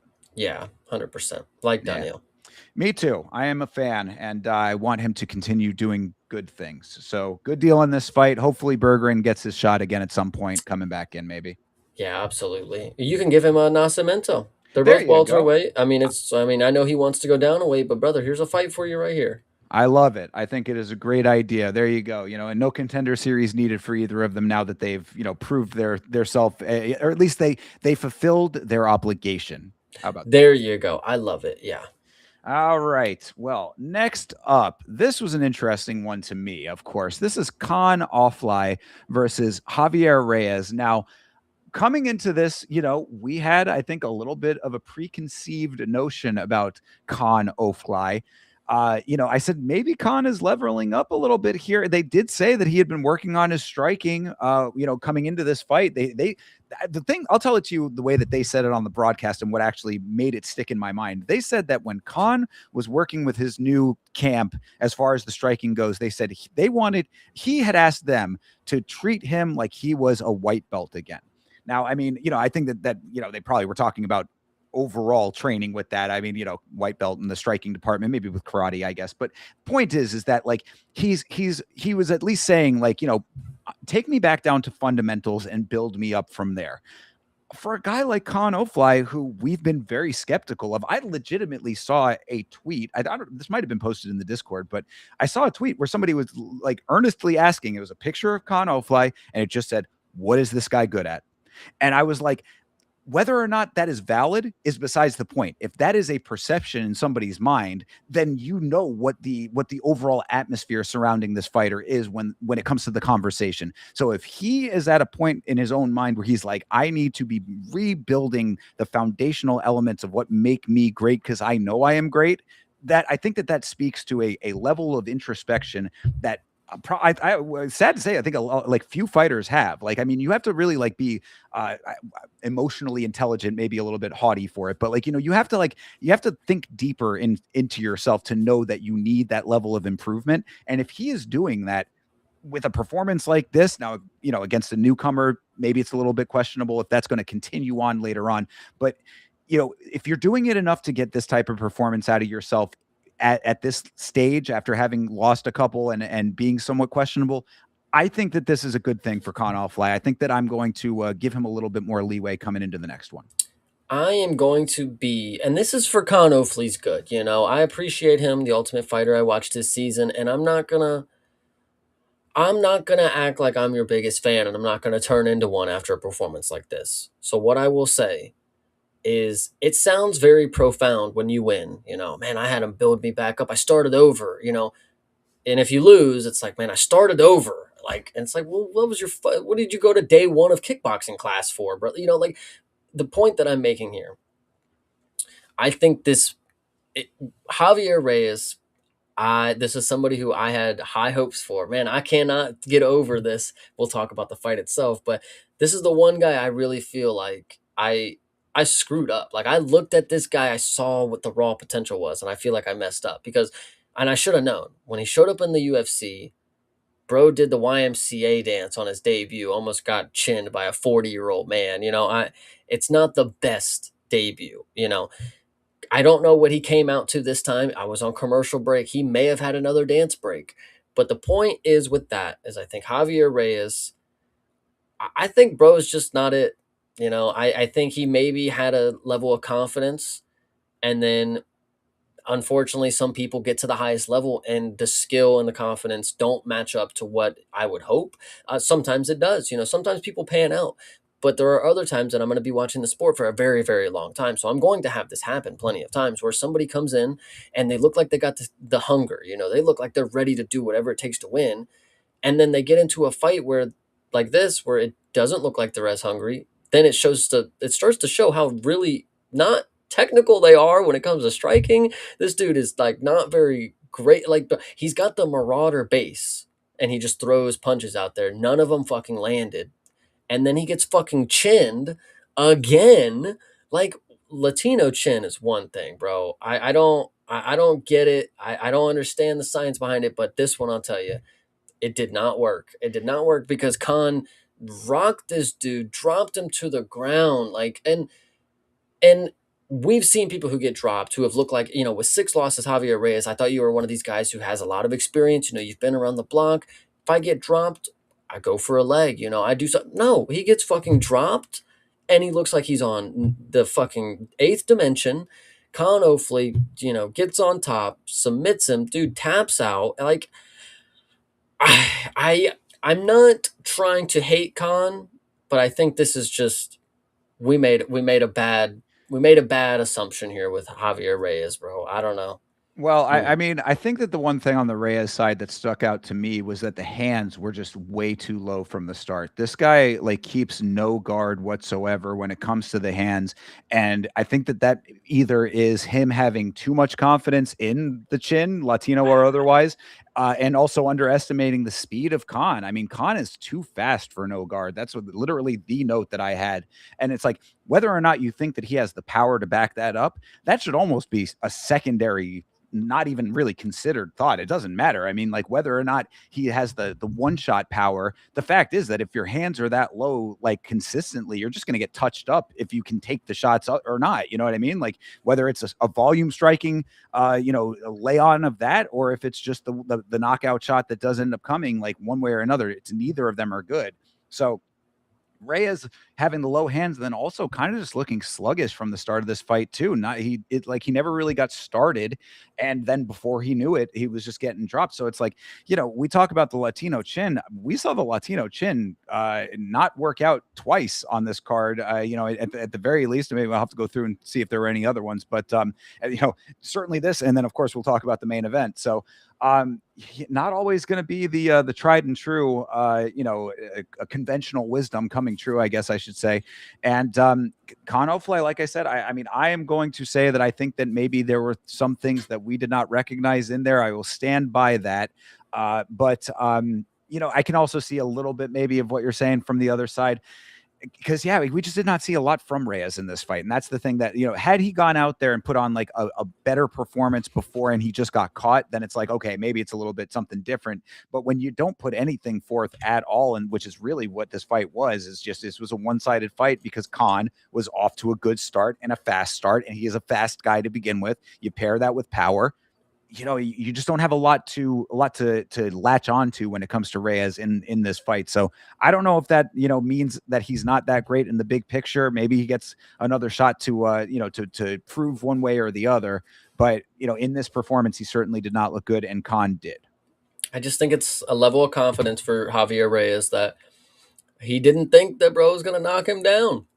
Hands down. You're right. Hands down the entire time. I mean, that's his style. I'm not trying to say like, oh, he thought Kaan Ofli was not a target. No, he doesn't think anybody's a fucking threat. Like he's just in there thinking he can do whatever he wants. I can just have my hands low. I can throw shots willy nilly. I can not even look like I have a game plan enacted, And then one of the dudes that's like, come on, guys, like what we have seen before this, has not been championship material. So if Javier Reyes was overlooking bro and bro leapfrogged him with a performance like this, I mean, who else is who's he gonna take serious? Like, I mean, after a loss like this, I mean, sure, if you're finally about to get it together after 6 fucking losses, I don't know, but like this is not a great look. Like I said, when he got knocked down, he didn't look like he was ready to continue on too much. I don't know. Well, that also might be the counter argument to the thought process of like guys coming in with a lot of experience to the UFC. It's like they come in with a lot of pre-UFC experience,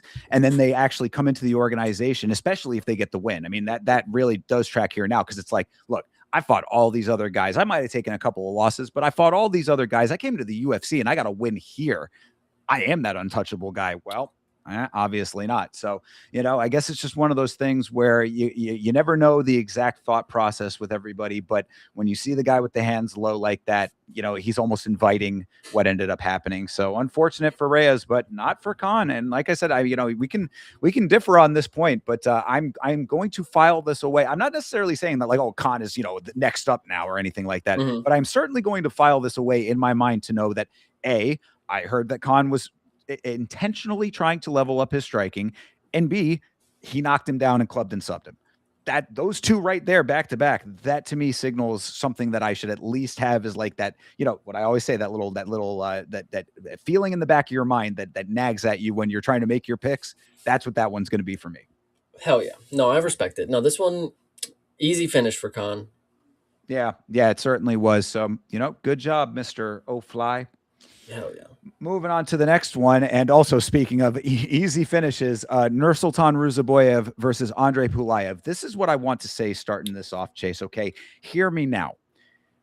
Nursulton Ruziboev, if you ever hear me say, be like Nursulton, what I am saying, this right here, now I would not say that Pulyaev was running in the same way that we've seen other people run, but we do know that Pulyaev is an outside fighter, a dude who is a little evasive. We saw it in the Gauthier fight very clearly, was trying to maybe start off in this fight like this. This is what you do. What we were just talking about for the first fight, the Abdullayev versus Nascimento fight. This is what you do. Nursulton Ruziboev went out there and he made this fight his. And again, I'm not saying that Pulyaev ran the same way that we've seen other people run, but what Nursulton did in this fight, I do believe that had he ran the same way that other people ran, he still could have done this and gotten the same outcome. So I want to be right here, right now saying, this is your example. The next time that we see some dude evasive, pulling the Zalal, pulling the Kevin Borjas, the next time that we see it, be like Nursulton, be like Ruziboev, because this dude right here made this win happen. I'm so glad that I finally have an example of someone who accomplished this, because it is possible. It definitely is. And what is also possible is me feeling like crunching the numbers didn't work. I came into this one and I'm like, man, Ruziboev really hasn't, he came in here and we're supposed to know that he's got 20 submissions. He's a finisher, yada, yada, yada. But I just haven't really seen it. I haven't seen that personally with my own eyes. It doesn't register. Pulyaev, he has proven me wrong. I was expected, if he's proven me wrong 3 times, what's a fourth, So I put a lot of stock into him being able to figure this out. And that was a very big mistake, because Ruziboev, over 40 plus professional bouts, this dude's experienced. He knows how to win. And he made it look as easy as he should have. It took a little longer. He was grinding, and I'm obviously first round, but he went after him, picked him up, slammed him on the ground, took his back. And I mean, it was done after that. I mean, I was a little confident. Okay, he's never been subbed. Okay, Pulyaev, maybe he can just keep his hands up there. Kept trying to punch him, and then he gets choked out. And that's really all she wrote. It wasn't anything too crazy. Ruziboev, like you said, went right after him, picked him up, slammed him, got him to got his back, and he was ready to just work right there. He had 3 minutes to sit there and work with a full back take, and he's got 20 submissions on his record.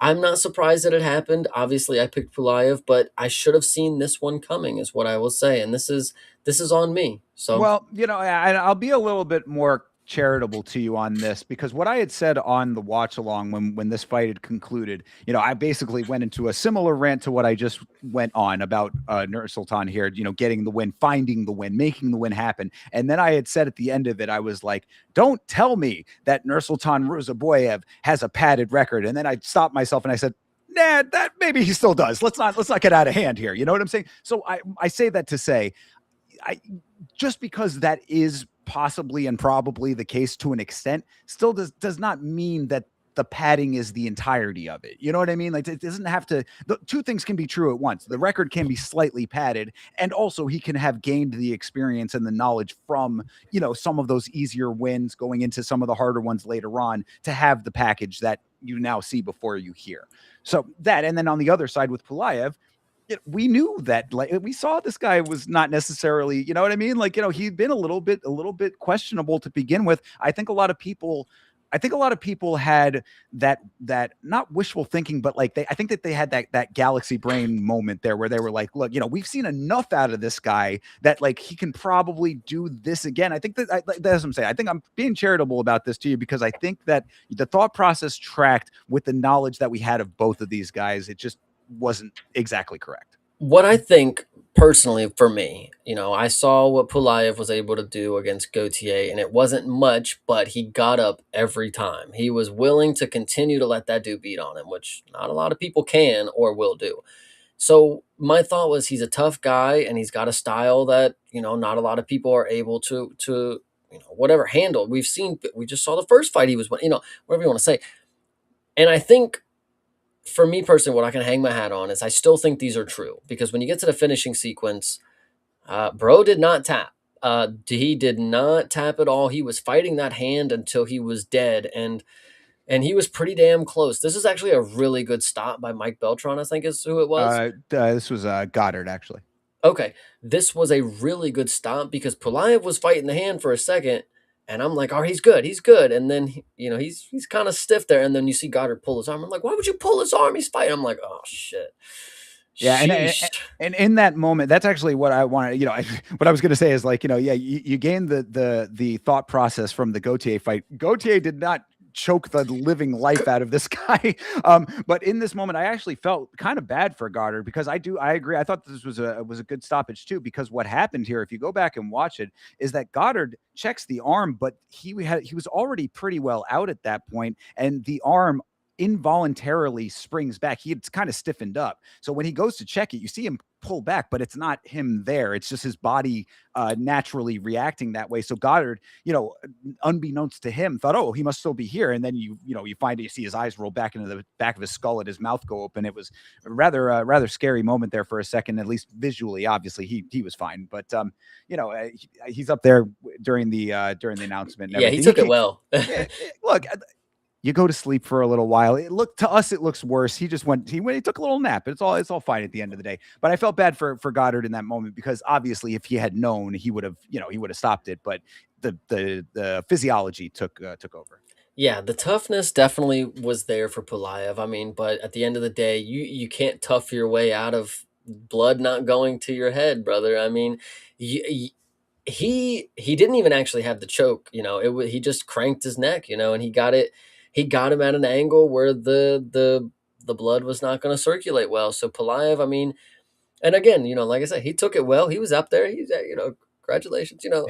I do kind of like this dude still. Like, I mean, obviously he let me down, but like he is tough, and like they obviously hate him. They give him everybody that's a monster, it looks like, but that's fine. Well, I mean, now we know that Nursulton is of that caliber, at least he somewhere there. You know what I mean? He finished the dude with 10 wins, guys. Let's not jump the fucking horse here. He just lost to Joaquin Buckley, who fucking sucked in his last fight. So I get, you make an okay point there, I suppose. But either record's still padded, guys. Record is still padded. This dude is like a regional guy for him. 37-9-2. It's just an insane record. Like that's like one of the Chinese records. You know what I mean? Yeah. Like those guys who come in with these crazy records from China. But either way, I think that this was a really nice win here for Ruziboev. And like I said, the most important thing to me, it's not even about this fight. It's the principle of what Ruziboev accomplished in this fight. That is why I will always remember this fight, because this has to be an MMA touch point. I talk about my little series that I want to start at some point where it's MMA touch points. At least for me personally, this is one of those for me where it's like every time we see these dudes and they're playing the outside and it's like, damn, why are they not engaging, this and that? This is what you do. This is how you counteract that. You make it your fight. That is what Nursulton did. Be like Nursulton Ruziboev. I love it. What Dana would say, be like Joe Pyfer. Thinker would say, be like Nursulton Ruziboev. That is exactly what Thinker would say. So good deal here, Mr. Ruziboev. Speaking of Mr. Beast is up next, guys. Brother, so this is, of course, Abdul-Rakhman Yakhyaev versus Julius Walker. And I said the second that this fight concluded, and it was the seconds were all that it took, of course. The second that this fight was over, I said, man, Chase, no one is winning that $100,000. Dude, listen, he is so good at what he does. The challenges they're only getting harder, bro. 10 seconds is all bro needed to make 10 grand. And Yakhyaev walks away with 100 after a performance like this. That's so crazy. I remember it's not even a galaxy brain take or anything. It's not even having like ball knowledge. I mean it is a little bit, but the fact that I was able to say there is going to be a point in Yakhyaev's career where he is going to reach the second round. It's going to happen. Sure. Just not going to be this one. It is not even close to going to be this one. And it couldn't have been more picture perfect. Like 8 seconds is crazy short. And you forget it's short, but in fight time, it kind of feels a lot longer because he walks in, they're idle for a second. He feints a jab and then he gets folded and then he falls to the mat. And then we get a finishing sequence that he was obviously going to go out and he was, falling out of it kind of deal. And Yakhyaev clearly was going to continue winning. But 8 seconds is pretty crazy. You couldn't have gave bro 10. You couldn't have gave him 2 more. I don't know. Like 8 is really fucking crazy, bro. Because again, it wasn't just one shot. It was one shot, but they stood there for 4 seconds. He hit him, 2 seconds gone by. The ref gave him a split second to start fighting back. And fair play to him.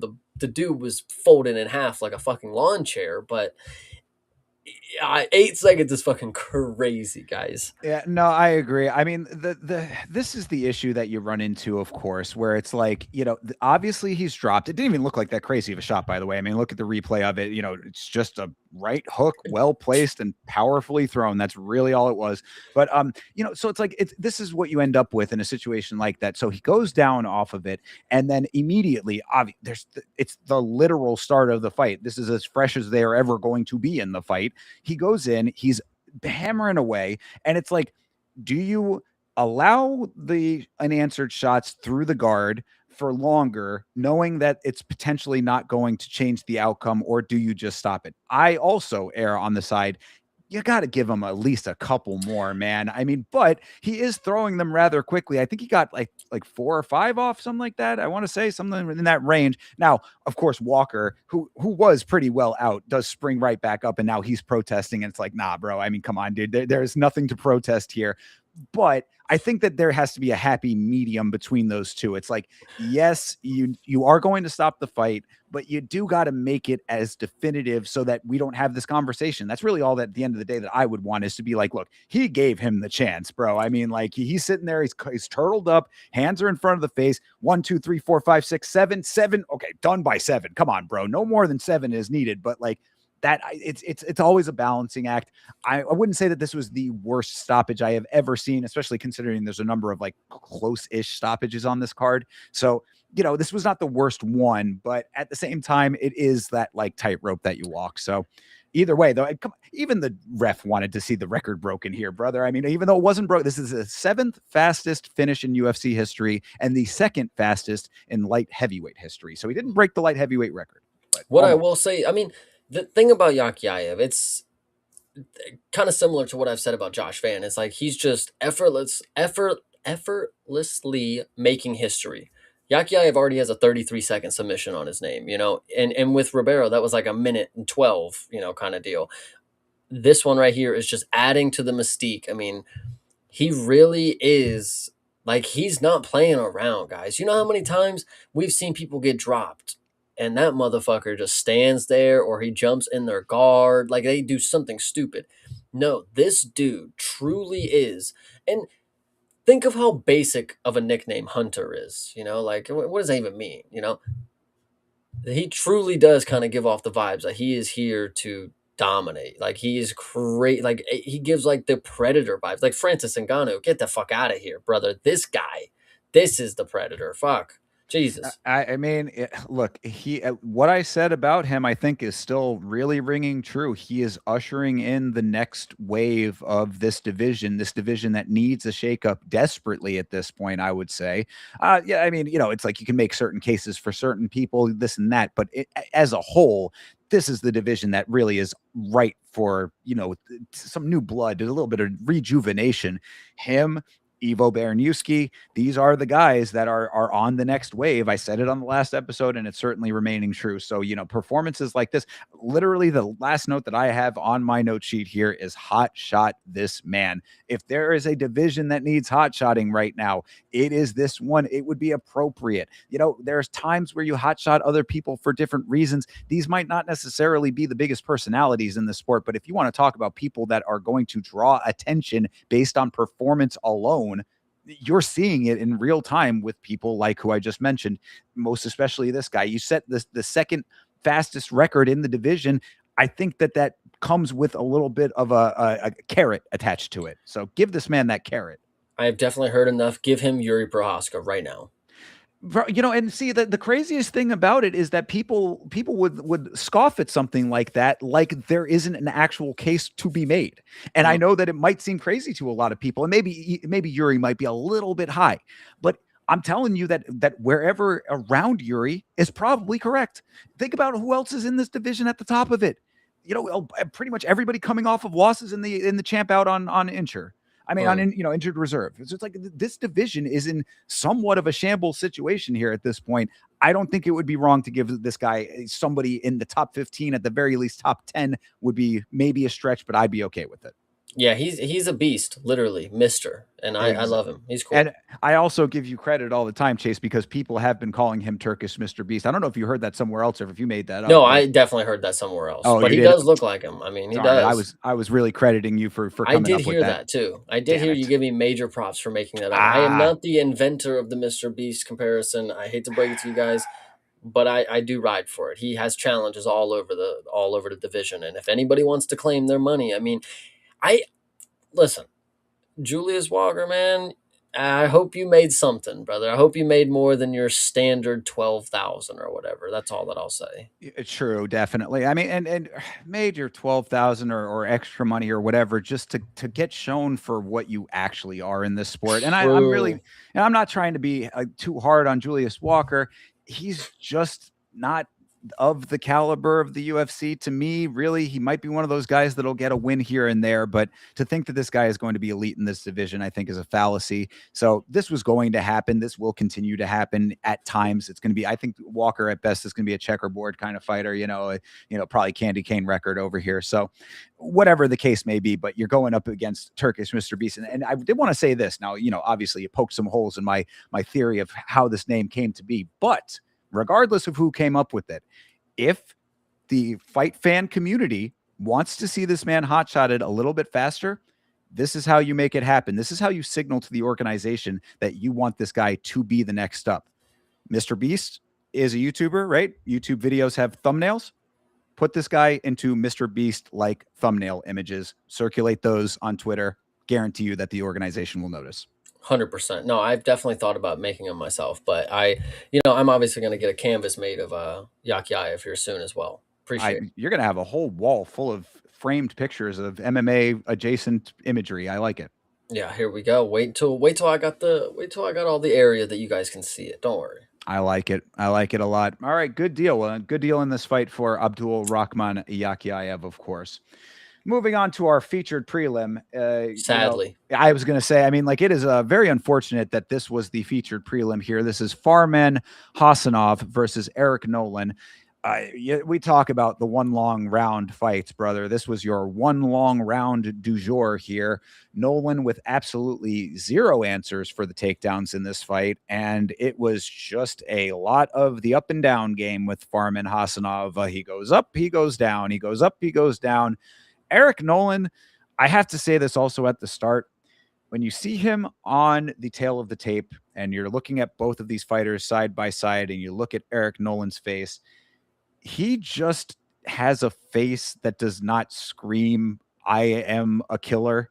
And now I'm not saying that you necessarily have to have a face that screams that, but when you see a performance like this, where he gets tossed all around, up and down, left, right, everywhere, all over the place, and then you see this look that he has on his face, go back to the tail of the tape and look at his picture.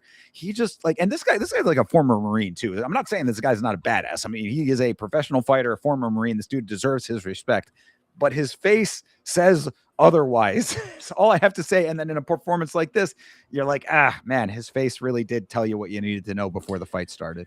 No, this fight, I mean, we said it. We probably didn't say it on the podcast to be nice, but we were all thinking, why is this the featured prelim? Obviously we have to wait till the actual fights pan out themselves to see what actually is there, but this had no business being on here as the featured prelim. I mean, I get we had a guy from, the region, but bro, Eric Nolan, come on. Like that, I believed in him. I looked at the records and I believed the experience was going to get it done. I have been wrong plenty of times, and this was another day. And Eric Nolan is not the last guy that I'll be wrong about. I'll tell you that. But Farman Hasanov, none of the debut guys from this region showed out. Let me just say that this was a horrible performance too. I mean, what makes it worse, because sometimes you'll see people who know they put on a bad performance and it wasn't great, and when the bell rings, they kind of just like a woof. Not this guy. This guy thought he fucking did it, bro. He thought he fucking did it, bro. I can't believe it. I love my country. I love fighting. I love the UFC. I love puppy dogs. I love springtime. I mean, this dude had a whole song and dance over here. Yeah, I can't believe this dude after one of the worst performances on the card, of course. But all right, let's. I think that we're maybe being a little harsh in that one regard. If your aim was to set the record for welterweight takedowns, then you certainly accomplished that job. I mean, the guy did land 17 of 27 in one round. He landed the most in one round. Mick owns the record at welterweight. I thought that they said that he actually broke that too at the end. Did he not? Maybe Mick got 20. I'm pretty sure. Okay, 20, fair enough. I think he had 24. I think or some shit. But either way, continue. nipping at his heels at the very least. I mean, come on, Jesus Christ, this guy was again, really ragdolling Eric Nolan throughout this thing. Congrats! You get to fucking you get 17 takedowns on a dude who has no takedown defense. Brother, Miktabek did it on Chris Curtis, who has statistically good takedown defense from UFC competition level. This is different than just coming in on your debut against another dude who's not very good and just not being able to hold him down at all during the fight. I mean, he had 11 minutes of control time, but 17 takedowns. He got up 10 times, brother. Fuck. Well, I mean, you might be saying all of that, but I did not hear Paul Felder call Miktabek the welterweight Marab. I heard it. Gosh. I heard it here. I heard him call Hasanov that. So I said, maybe we want to pump the brakes on that, Paul Felder. But no, I mean, look, again, like if your aim was to be dominant in your wrestling, you certainly did that. I mean, you cannot deny that. I mean, the guy was tossing him all over the place. Now he did gas a little bit towards the end of this fight, which was Nolan's opportunity. And that's the one thing I had to say about this fight, as far as like the actual X's and O's here, is that Nolan, if you are allowing yourself, obviously, if you don't have an answer for what you're going up against for those first two rounds, you at least have the ability, hopefully, to conserve a little bit of energy for that later round when hopefully your opponent's going to gas, and then you have the opportunity to take over. You have to do that at that point, and he just did not do that. He couldn't pull it off, and his corner was saying the exact right thing. I thought this was an example of good cornering. The corner was like, dude, this has to be your round here. Like, he's getting gassed out, he's tired, you have to be the one to go out there and make this fight yours, and he just wasn't able to do that. So unfortunate with that. Again, if your aim for Hasanov was to be a dude who could take your opponent, put him over here, take your opponent, put him over here, do that over and over and over again, then you certainly accomplished your goal. And another guy who has had some success with that exact thing is Sean Brady, who is in this division. So, I mean, can you really fault a guy for following in the footsteps of a dude who has made it pretty high in the division off of this? I can definitely fault somebody for following in the footsteps of Sean Brady if this is the outcome of them. If this is what the Sean Brady inspiration people, look like. I'm cool. I'm good on it. Eric Nolan was never really that good. We kind of knew this, I guess, but I don't know. Hasanov, I mean, I guess we'll see you in a year time when we come back to Baku or something. I mean, I've started to realize, this is something I should have brought up earlier with Ruziboev. Their one time, fighting in their region, it's not inactive. If they miss their one time, then that means they're inactive. But if they show up for their one scheduled bout, they normally bring it. I'll tell you that. But this guy, please just don't make me recognize your name when it pops up against a prospect that I really like or something. True. Yeah. I mean, really at the end of the day, this was a very boring, samey fight, and that is about it. I mean, like I said, I don't want to be like as harsh maybe as Chase is being, only for the fact that it is impressive to be able to control your opponent this consistently throughout a fight. I mean, because he really did not have any opposition really at all, but you got to pair that with a fucking submission attempt at least. I mean, I don't know how many they credit him for, but I mean, like, yeah, no, 0 submission attempts in all of that control. He had over 11 minutes of control time with 0 submission attempts. Brother, that ain't it. So yeah. I do, I mean, like, I do admit that, that it is not really what you want to see when, like, it's that level of control. You have to be doing a little bit more to actually try to finish this fight if you're going to be as boring as this. Absolutely. No, yeah, this guy, I'm not the biggest fan, I'll say that. Yeah, for sure. Definitely not my welterweight Marab. True. All right. Well, that brings us on to the main card here, and that starts off with our guy Abus Magomedov, and he fought Michal Oleksiejczuk. I feel like this is another instance where one of these guys just did not get out of the gate in a real way, and Michal Oleksiejczuk just sort of felt like he was always reacting rather than initiating in this fight. Abus was dictating the pace from the beginning of this. I thought he started off pretty strong, even if it wasn't the craziest output. I mean, like, he wasn't necessarily like shooting from the hip to begin with, but he was the one who was initiating the positional changes, putting the striking on, kind of backing Michal up at points and all this. And I mean, I thought that this was a fine performance if you are not getting that type of opposition back. And of course, then he ended up taking over thereafter in a more significant way. I picked Abus to win this one. Obviously, good pick by me. Great us. Mm-hmm. I felt bad for Michal because I'm watching and I'm like, man, this is a guy that for some reason he's just got the underdog appeal, and I really appreciate what he does. He walks forward. He doesn't necessarily have the Polish power. He's knocked people out, but he doesn't come in here and knock people unconscious with the first punch he throws. He's a grindy kind of guy. A Abus is just one of those guys that has a skill set that can get past him. And Mikel, as much of a not great performance as it was, I mean, it was fine. It was sufficient until it wasn't. He got caught with a shot that was, in reality, how often do we really see just the point of the elbow catching somebody? It Yeah.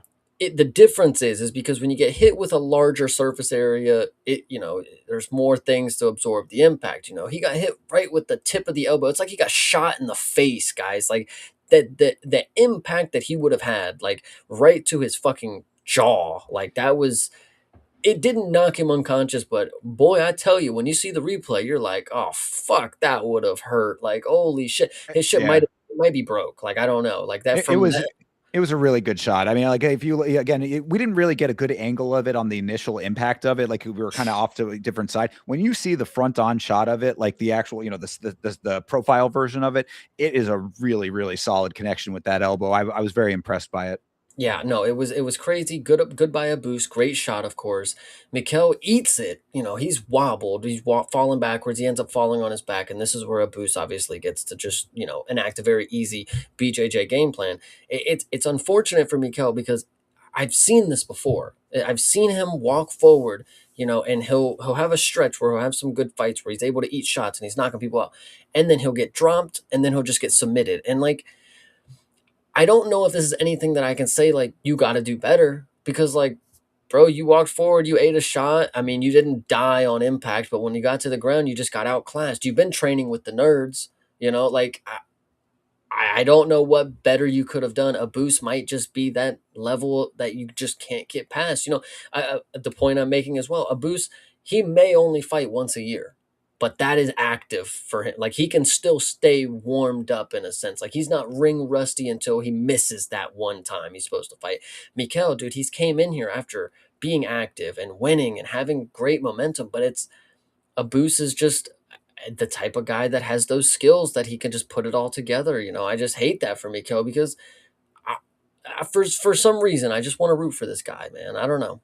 Oh yeah, no, same. I mean, like I always do like when he's on. I like that's why I was a little upset that he was kind of slow to start in this fight because I think this could have been a different fight had he met Abus halfway when it came to the striking early, and the movement early as well. Again, Abus was dictating the positional element of this fight in a real way, and I think that played a big factor as to why Mikhail couldn't get his feet planted correctly. He couldn't set up his shots and stuff. I think Abus just had a game plan that sort of negated the things that generally allow Mikhail to do his thing. So, there was that, and then of course the shot was really perfectly executed. And then the other aspect of it, like you say, I mean, like there was no time to think after the shot landed. You want to talk about spider webbing your opponent. I mean, like he would, I talk about absorbing your opponent when it comes to the submission.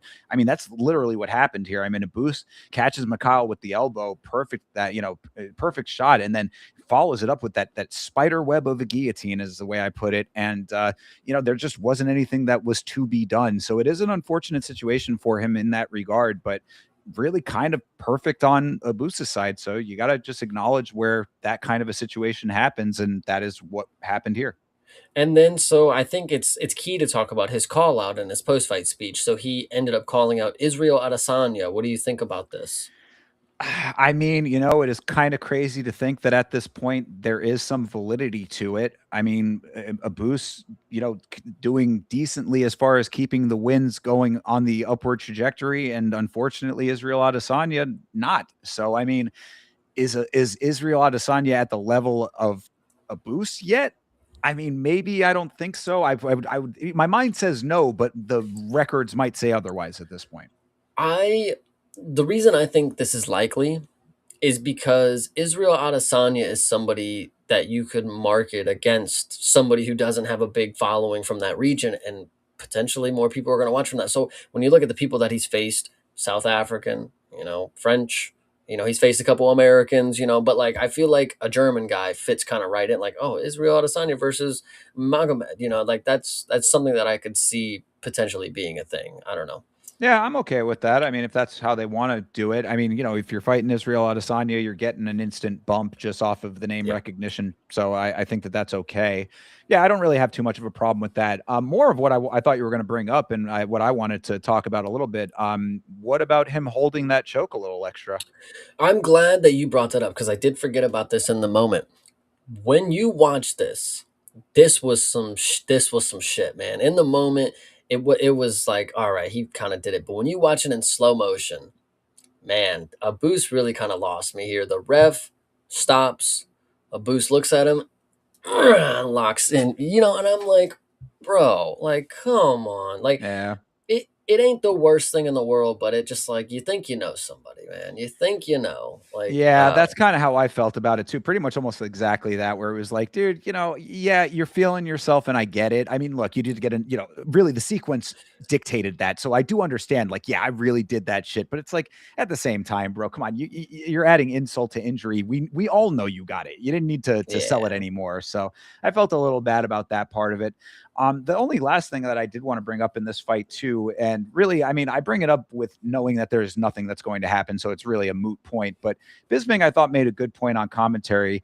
Abus leading with his fingers through a lot of the early parts of this fight.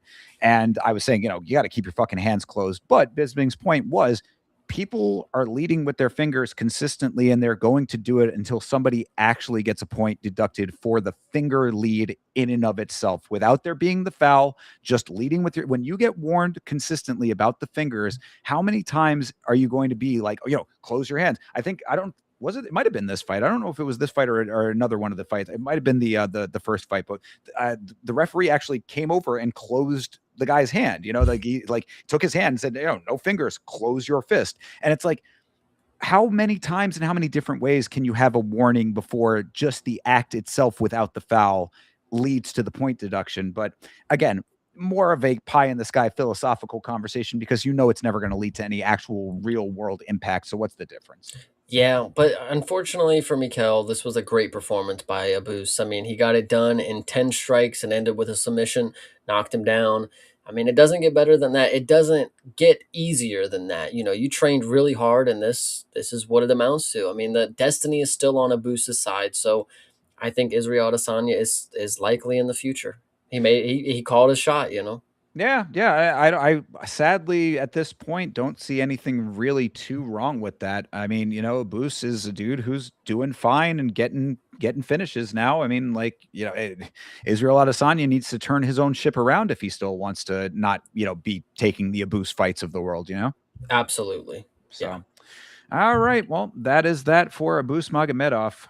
Before we move on, of course, a shout out to the chat. Hydra, appreciate you, brother. Really, I see you in there, bro. You are definitely seen. Sam the Dragon coming back around as well, and of course, Bleeding Edge. You guys are awesome. CT, I saw you earlier as well. Thank you all for being here.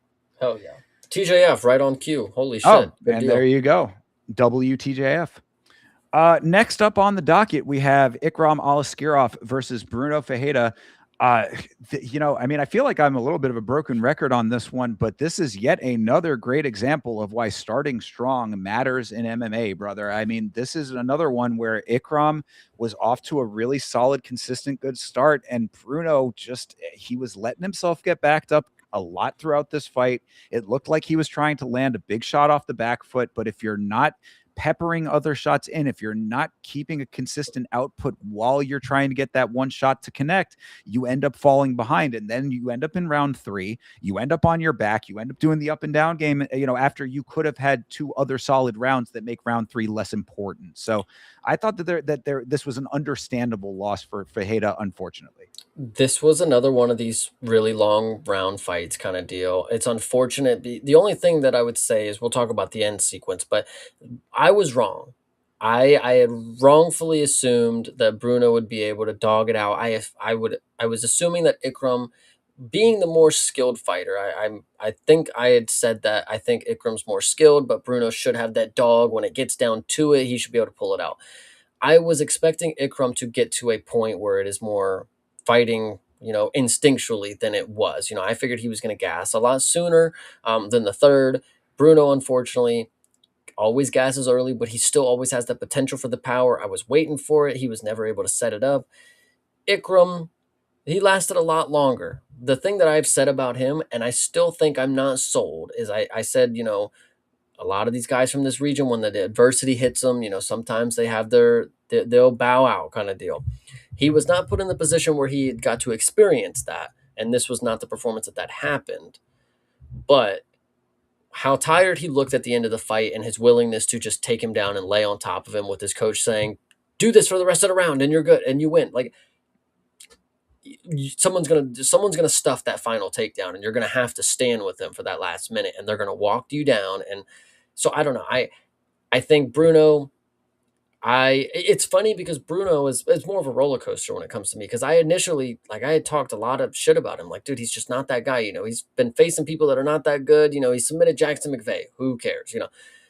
This right here served me right, that I was never on the train, but I believed in him, that I've seen him dog it out before, and he was never able to get Ikram to that point where it was going to be a dog fight. So Ikram showed off a lot of skills, but I just don't like how he ended the fight. It didn't look like somebody who was going to be able to beat somebody who stuffs the takedown late in the fight. That's all that I would say after that. But shout out to him. He did prove me wrong with a very dominant victory.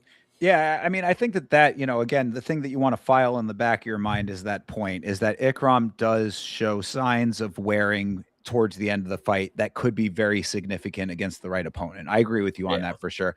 I think that, because I was also wrong. I mean, I thought that Ikram was going to be able to, get the knockout earlier in this fight and just, call it at that. So he did have to go into the later round. And, it was noticeable by the end of the fight that there might be problems with a different opponent. He did not have to experience that here. That's what you take away from this fight, for going forward betting purposes. As far as what he did when he was fresher in this fight, though, I was really happy with. I mean, the volume differential, like I was saying earlier, very noticeable in round one. And it wasn't like Ikram was going with crazy power either. That's I was like, you're consistently putting a good volume on the power. Like, if you just turn the power up a little bit more in some of those shots, I think he might have been able to get that finish earlier, but that wasn't to be. Either way, I liked the jump knee into takedown combo that he kept consistently trying to go for. I was pretty happy with that. They talked about him training that on the broadcast, and he enacted it in the fight. I thought that was really good.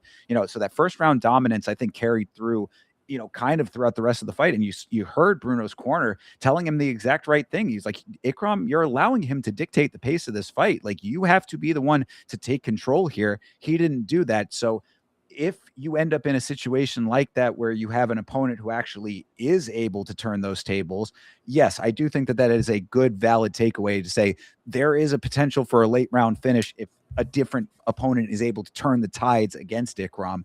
But in this fight here, I mean, the jump knees were so money for him throughout all of this.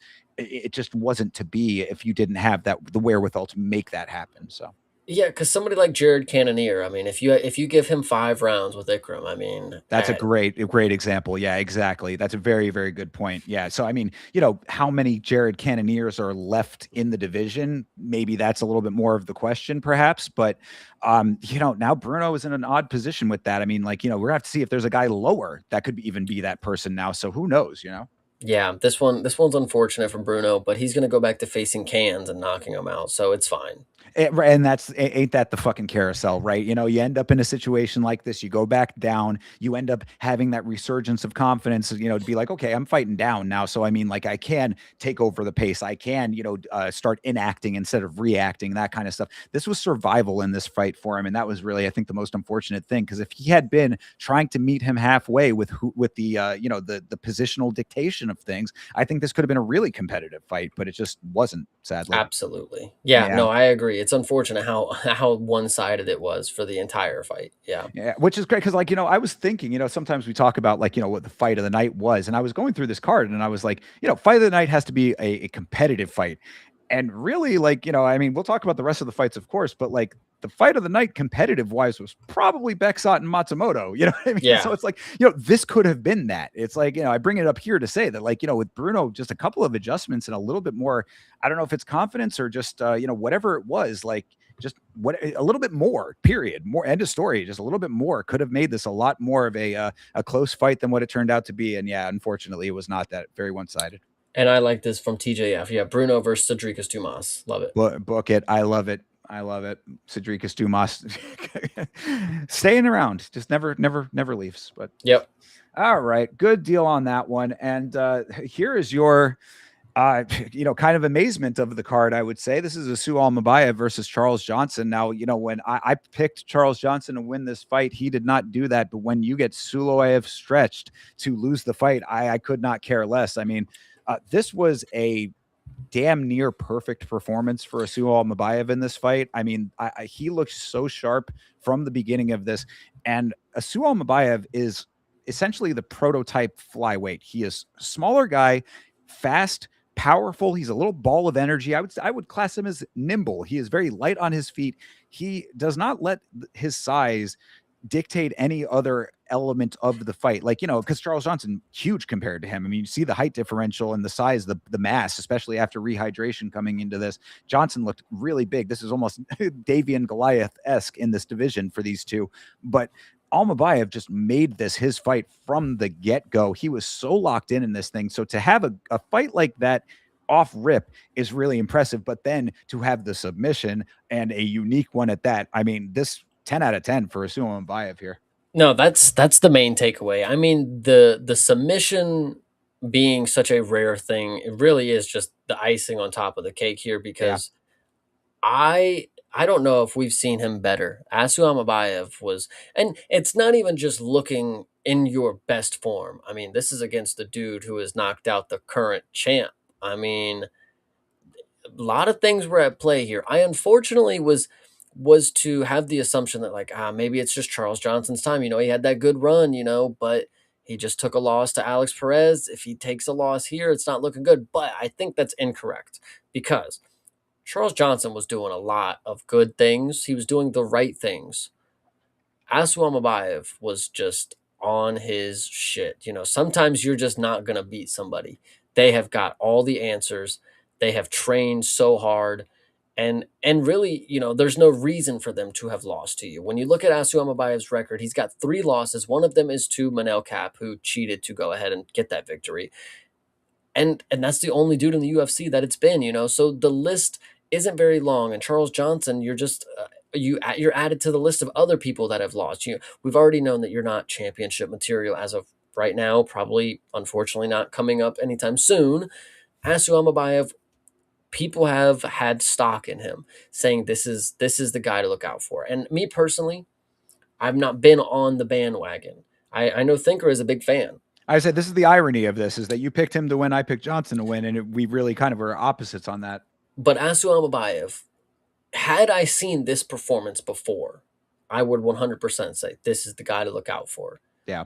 I had not seen that before, so I'm not going to go ahead and, say that this is my guy, ride or die. You need to do this again. Obviously consistency is key. Great performance last fight. Not that he didn't or anything, but this, where I am like, holy shit, this is next level. I need to see this again against, not saying Charles Johnson isn't the guy to show out against, but it's consistency. You got to be able to do it against different styles. The other guy, this guy, keep it rolling. You're obviously still a fight or two away from the title, because Manel is going to have to wait. We got Pantoja coming in the mix. Tyra is going to have to find something to do. There's a lot going on, but things like this is what I need from you. Stay active, stay hungry, and just fucking dominate, because holy shit, this was domination. Well, bro, I don't know if you heard him in his post-fight speech. The people of Kazakhstan cannot wait. They have to see him fight for the belt. It's mandatory based on the country. He said so. I thought that was pretty funny. He's out here, saying, wait, the people of Kazakhstan cannot wait for me to fight for the belt. It's like, well, they're going to have to. I'm sorry to say, this is a very stacked division, and there's a lot of people in line right now. So yeah, you're going to have to fight a couple more times before that's even close to the conversation. But exactly as you said, Chase, this is how you do that. This is how you stay in that conversation. And really, a fight like this really does show all of the aspects that keep you relevant 100%, because it was wrestling round 1. The kicks were there in round 2. The striking, the hand striking wasn't necessarily like all that from him, but he's fighting a much taller opponent. No, bro, his striking was good as hell this fight. Like, seriously, this is the best it's ever been. It was there, but I mean, like, I think that the kicks were really the more focal point, at least for me, at least the way that I was perceiving it. But look, fair, fine. Maybe it's one of those performances that you see, the things that you want to see because they're all there for you. That's really what I'm getting at here. It's interpretation, or just it's like what you're picking out. But either way, I mean, like, it's all there for the taking. It's all, you can pick all these things out, and then, as you said, if the submission was just the icing on the cake, what a fucking icing it was. I mean, a legitimate Suloev stretch, one that was he had to work for it a little bit. I mean, he was all over Johnson in rounds 2 and 3 as far as the wrestling went, and into the grappling sequences. This was a grueling pace for CJ throughout a lot of these, and then for all of that, having Charles Johnson navigating those pretty effectively, even if he was on the losing end of it, to still pull off the Suloev stretch. I mean, it doesn't get much better, man. Wes Schultz sees this and just thinks party time. Absolutely. My thing is that I know that Vitz is a very big fan of Charles Johnson. Please tell me you did not show him this. Yeah, no, I specifically have been keeping this away from Vitz King, sure. Because the thing about it is, it's not just losing. There's a level of embarrassment every time you lose, whatever you want to say. This probably is one of the more embarrassing submissions to go out on. Listen, you're a fighter. It's not embarrassing to go out, whatever you want to say. This does not give a good image. One, to people who are watching and they're like, what the fuck is he doing? It's a little kinky, but hey, it worked and you tapped out, brother. But that's just not, unfortunately, the way that I would want to go out. So yeah, I mean, it's like, especially too, like the fact that the camera angle is dead front, so it's like you're watching, the fighters are facing you, Sue is behind him, pulling the leg back. Charles Johnson's whole ass just out there for the world to see. I acknowledge the optics of it, so I do get that. Either way, I mean, submission's a submission. Charles Johnson, even himself, a little upset that it went down like that, but really that's not the thing that I thought was what you wouldn't want to see. The thing that I wouldn't want to see is Charles Johnson going full Stephen Wright with his skullet. He's let that skullet get a little bit out of control, I would say. Some compared it to a little bit like a clown, like a Bozo the Clownish kind of situation. But if you know the comedian Stephen Wright, trust me, if you don't know, look it up, you'll know exactly what I'm talking about. But yeah, it's not a good look for that, and also not a good look to have his ass out there like that in the Suloev stretch. It is his look, that is his thing. I will give him the credit there. He is the only one who be rocking this. You got Suliev stretched, brother. I don't know. There's nothing really else to say. The one thing that I will say, like the joke, like, oh, he's gonna get put on a t-shirt. You are not getting put on a t-shirt when you get subbed like this. Nobody's wearing this out. I'll tell you that. So you should at least be happy there. Put it on a t-shirt and I'll wear it. How about that? Somebody get me the Suloev stretch from Asu Almakhan to Charles Johnson. Put it on a shirt. Yama will wear it. Promise you that. Send it over to me. I'll be the one. Hell yeah. Appreciate you. Yeah, good deal. Again, just to wrap this thing up, I cannot overstate how perfect of a performance this was for Asu Almakhan. So please keep performing like this. And Hydra with a very good point. He's the only one rocking it for a reason. I would assume you're talking about the skullet? Yes. Oh, okay. I didn't know if you were talking about the open ass. Correct. That one too. All right. Well, either way, shout out to Didgeridoo Dave coming in. Appreciate you, brother. All right. Next up, this one hurts my heart. It is Nazim Sadikov versus Mateusz Camilo. The Nassim, the dream has died, my man. I mean, I think I said it exactly how I meant it on the predictions for this fight coming into it from last week. I said I was hoping that last fight for Nazim Sadikov was just an off night. And this right here proved that it was not just an off night. You are a touchable dude. Now, I will say, we talked about early stoppages. This was this was an instant stoppage, I would say. But as far as what commentary said, I agreed with Paul Felder. You can't just sit there, get punched, and then spring back to life afterwards and complain about it. You have to, this is what happens when you don't do anything. They stop the fight. Was it a little bit of a quick stoppage, even with the dynamics? I would say so. but you got dropped immediately in this fight, basically. I mean, pretty quickly, if not that. I mean, 29 seconds or no, a minute 30 into the fight, whatever. But it wasn't much else going on in this fight up until that point. So this, it's not a good look for a guy who they on the broadcast were saying the same things that I had said. This was a dude who I had in a fight of the year contender for last year. If not, I might have even given this fight of the year for him and Mata. So either way, I mean, if this is a fight of the year contender fighter, and this is how you're performing in this fight against Mateus Camilo, who we said is like an NPC of this sport, the dream has died, brother. I don't know what else to tell you. This is horrible because it really is a double-edged sword for Sadikov. If he won in any fashion, say he knocks him out, it's like, well, bro, they gave you a fucking guy to beat in your hometown. Congrats, big whoop. He's obviously not that good. Say he wins by decision, it's like, dude, you took him to decision. The guy that they tried to fucking feed you in front of your hometown.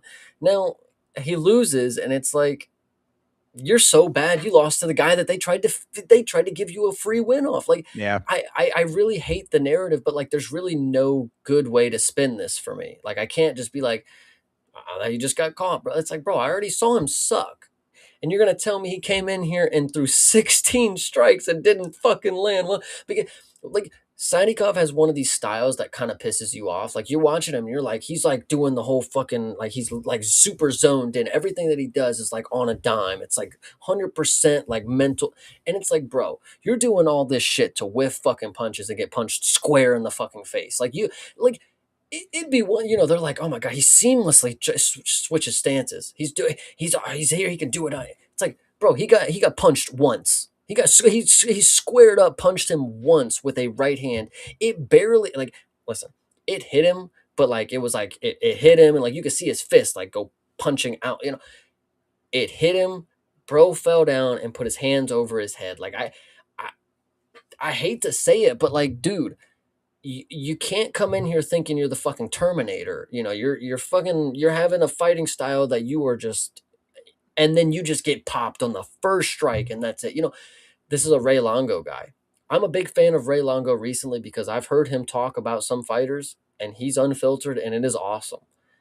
I need to hear what you have to say about Sadikov, brother, because he didn't, for as locked in as he seems, he didn't see a straight right just annihilate him. Like, again, you're not going to dodge every punch. Everybody's going to get hit. But like, I'm just in awe that one punch just fucking lit him up, because again, fight of the year. He took damage in that fight. He got knocked down, got back Tons. up. Yeah, absolutely. I literally was talking about that on the prediction, saying that this is a guy, he's been in fights where he had to go through adversity. I mean, that, and I wouldn't say that Nicholas Mata is like the craziest power puncher, but I mean, you're getting consistently touched. It's like fucking, obviously it's going to be adding up over time. So it's just strange. And I mean, look, sometimes there are evolutions in this sport. Some people, we talk about people like Henan Barao. I mean, like going back into the old school days. I mean, Henan Barao was a guy who was on one of the longest win streaks in the sport. Goes up against TJ Dillashaw, never recovered. Just went on a tremendous downfall that is still studied to this day. I'm not saying that Nazim Sadikov is that guy, and the dynamics are very different, but we've seen it before, where you've had once great fight. Tony Ferguson, another example of a guy, who was surging at one point, boogeyman, and then 7 losses later, things get a lot different. I don't know if Nazim Sadikov is, going to be to that level of consistent loss, but this is not trending in the right direction. That said, and this is not an excuse, this is just a separate point. Rich Mitchell is a referee, bald guy. You've probably seen him. He was the referee of this fight. He comes from the Jason Herzog school of how can I insert myself into this fight in any way possible. If you recall, he was the one that we were talking about, Mantis, for whatever, what I'm talking, that fight. You over here. No, you over here. Yeah, the traffic cop, exactly. Now, he didn't have to do any of that in this fight, but he is like, he wants to be part of the world here. Too much for a referee, man. And I only say that to say, he gave him literally no time to work back to his feet. Again, not an excuse. You got caught. You covered up. the optics were there. It's not even the worst stoppage based on that. But like, I would have, again, the same thing we said about the Mr. Beast stop or whatever. Like, if you land 4 to the guard, give me 6.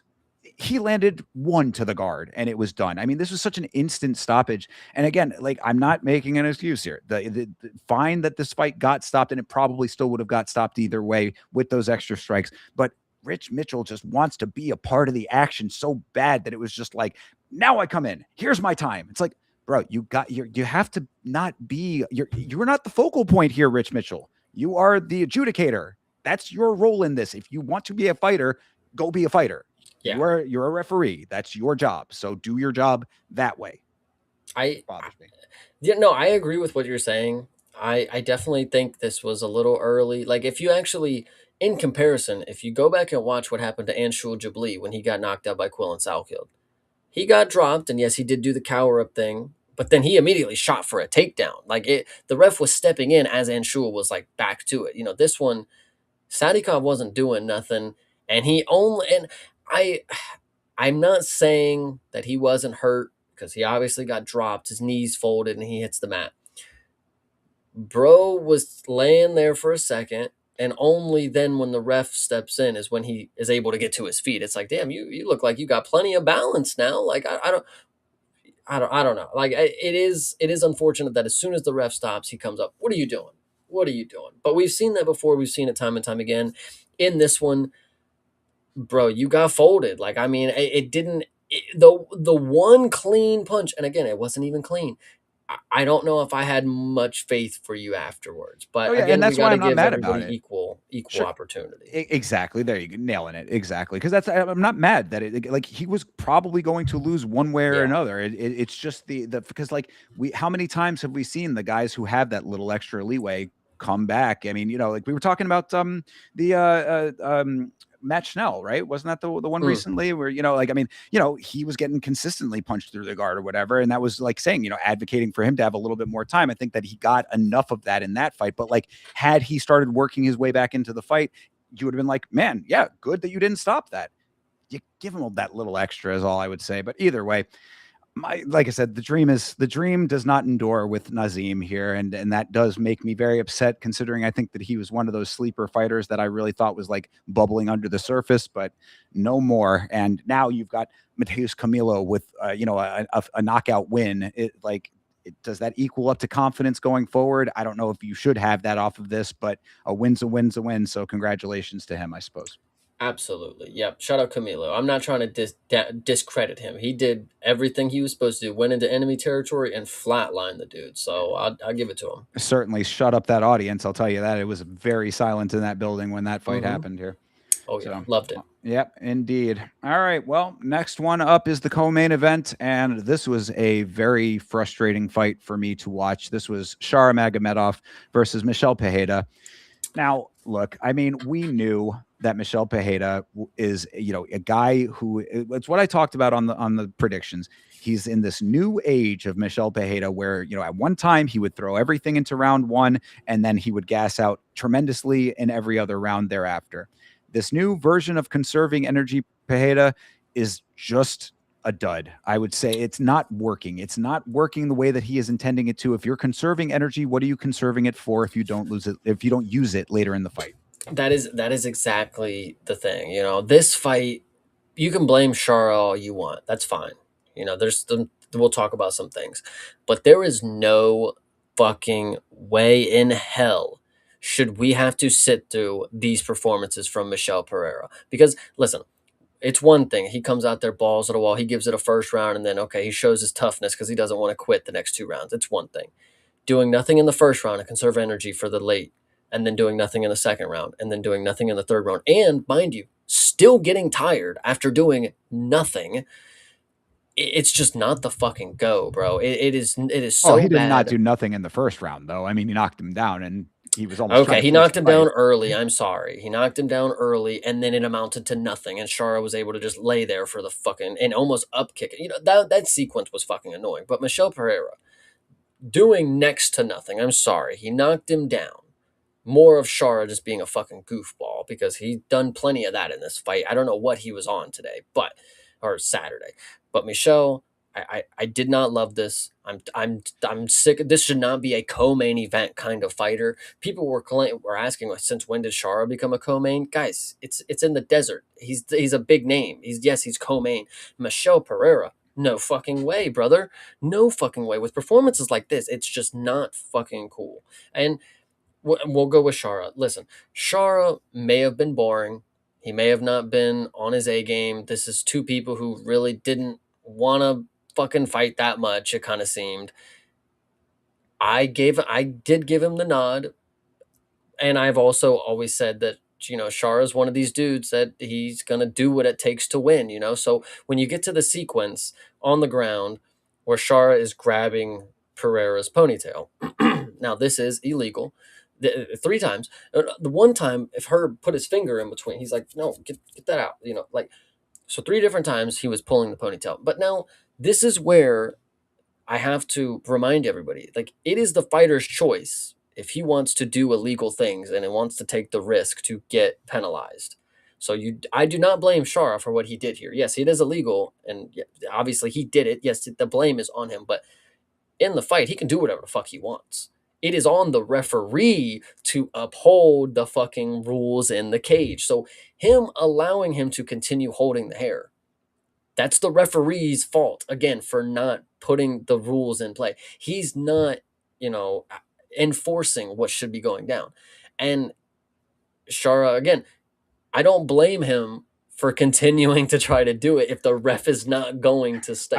It's the consistent comment about Herb Dean at this point, and like I don't understand how now 3 weeks in a row, 3 weeks in a row, the same referee has had the same criticism leveled at him, and nothing in the slightest is being done about it, or any kind of change look like it's happening at all. The only thing that we are getting is justifications of the rule set that he is not enforcing. That's this is where the back of the head is. Yeah, he got struck in the back of the head exactly where you're pointing it out. You can say the same thing about, it's not legal to grab the hair.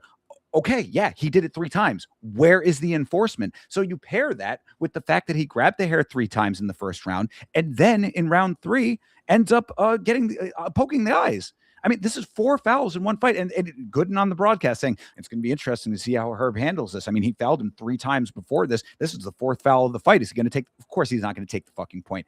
TJF made a great point about this. This could have very well been a draw had any point deductions been established, considering how many times Pereira was fouled. But that was not to be. So, of course, Shara wins the fight. And you're right. If there is no enforcement of the rules, are there rules at all?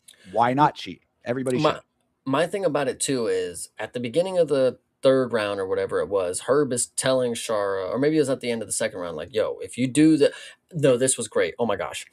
Herb goes to Shara in between the rounds, and he's like, yo, can't grab the hair. You can't grab the hair. And he's like, which one of you talks for him? Like, which one? You come here. Oh, that was great. Yeah. That. And this pissed me off. This pissed me off so bad because he calls the dude over. He's like, who speaks for you? Come here. No, come here. You're going to come. Tell him he cannot grab the hair. And this coach had the audacity. No. That's not what he was doing. You shut the fuck up. Yeah. You speak to him in whatever language he speaks, and you tell him what the ref said. I don't need you to fucking tell me what he was doing. You are not. Don't you? The audacity for that one. Like, and that just made me so mad. Like, you were told to come translate for him. You were not told to come fucking speak for him. You were not supposed to. No. Bro, that made me fucking mad, bro. Yeah, I don't know. And the funniest thing about that too is that there was, I forget what ref it was recently that had a similar situation to that, and the ref said to the coach, he was like, "I'm not here to argue with you. I'm here to have you translate." That's exactly what should have happened here, and I think that basically that is essentially what he finally got to. But Herb just not taking the reins in a meaningful way when it comes to that kind of stuff. But you're right, the audacity is through the roof when it comes to that.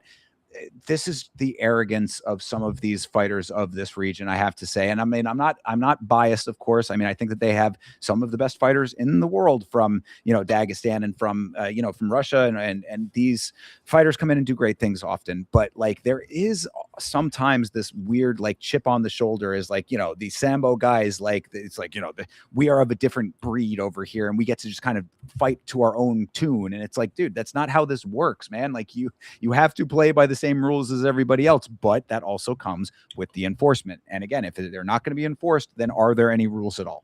Yeah, this one, an unfortunate fight. I am very, very happy that it ended the way it did. I'm not saying it was the actually speaking to the point when he sorry to go back to the point where he brought in the translator and he was like, "Yo, tell him that there's no more of this."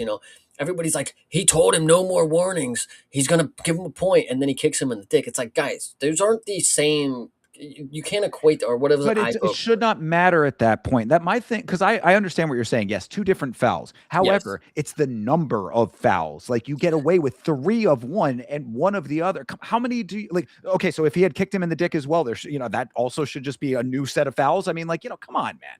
I definitely agree with you, but this goes back to the officiating, or no, but the point is about that, with the fouls not being upheld, whether it was wrong, incorrect, or not, is aside. I am very grateful that we did not end up with a draw because of something like that, because that would mean that a performance like this from Michel Pereira is getting some positive light somehow. Like I'm seriously not understanding this new style for Michel. Like it's not the move.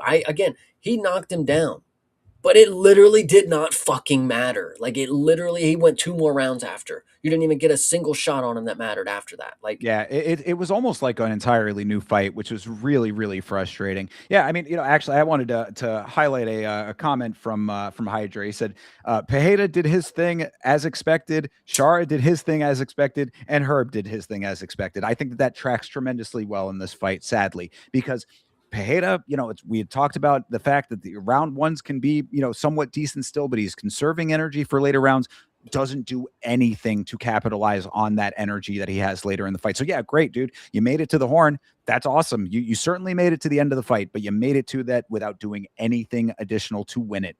Not the look. The other thing I wanted to say when it comes to Shara, aside from the fouls, I don't I mean, now maybe this was not the best example of Shara, to be sure. Of course, this was not his best performance, regardless of the fouls.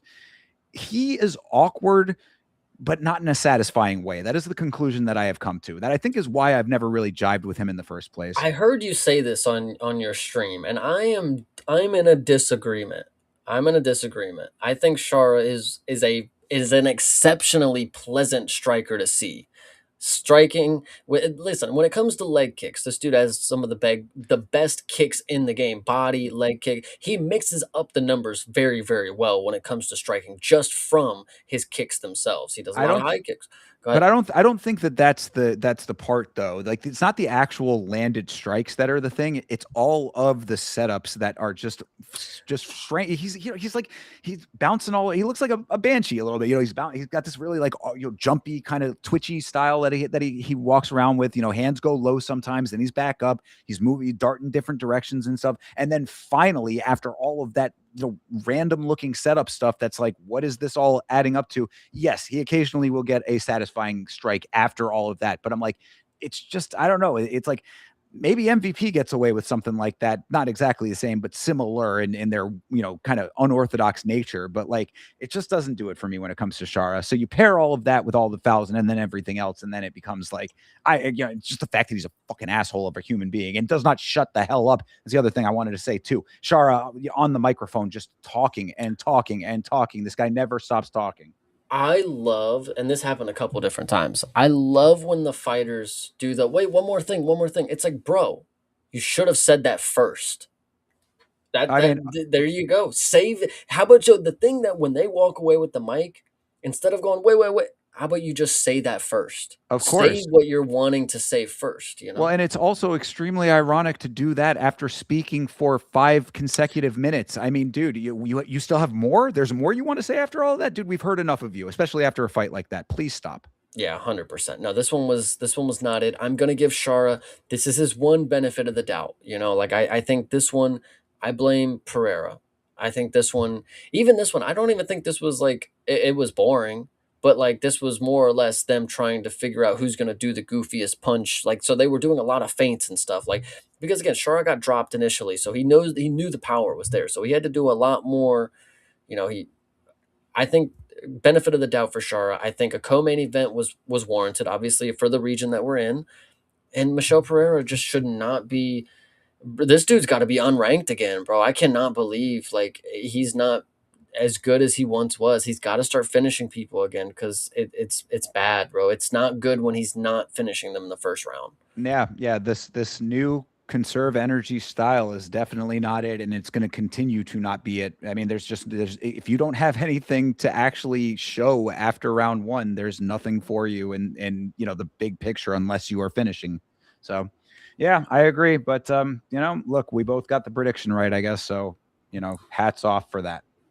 And then speaking of getting the prediction right, Well, this certainly was the heartwarming element of everything at the end of the day. We had that ridiculous co-main event, but it all ended with a nice culmination in the main event of the evening: Rafael Fiziev versus Manuel Torres. I mean, Fiziev, this is a y'all must have forgot moment for Fiziev on home turf, which was extremely nice to see.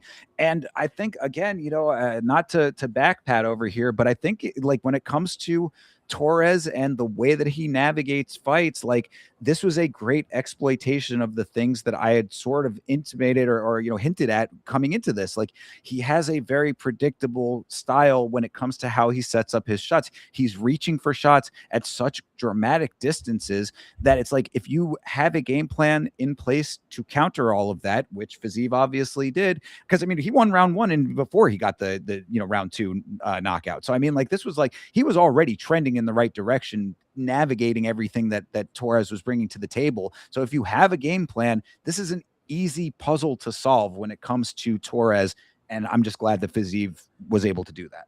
I am also glad Fiziev was able to get it done. I mean, I can't tell you the reasons or the small details of what made it happen for him, but it did, you know.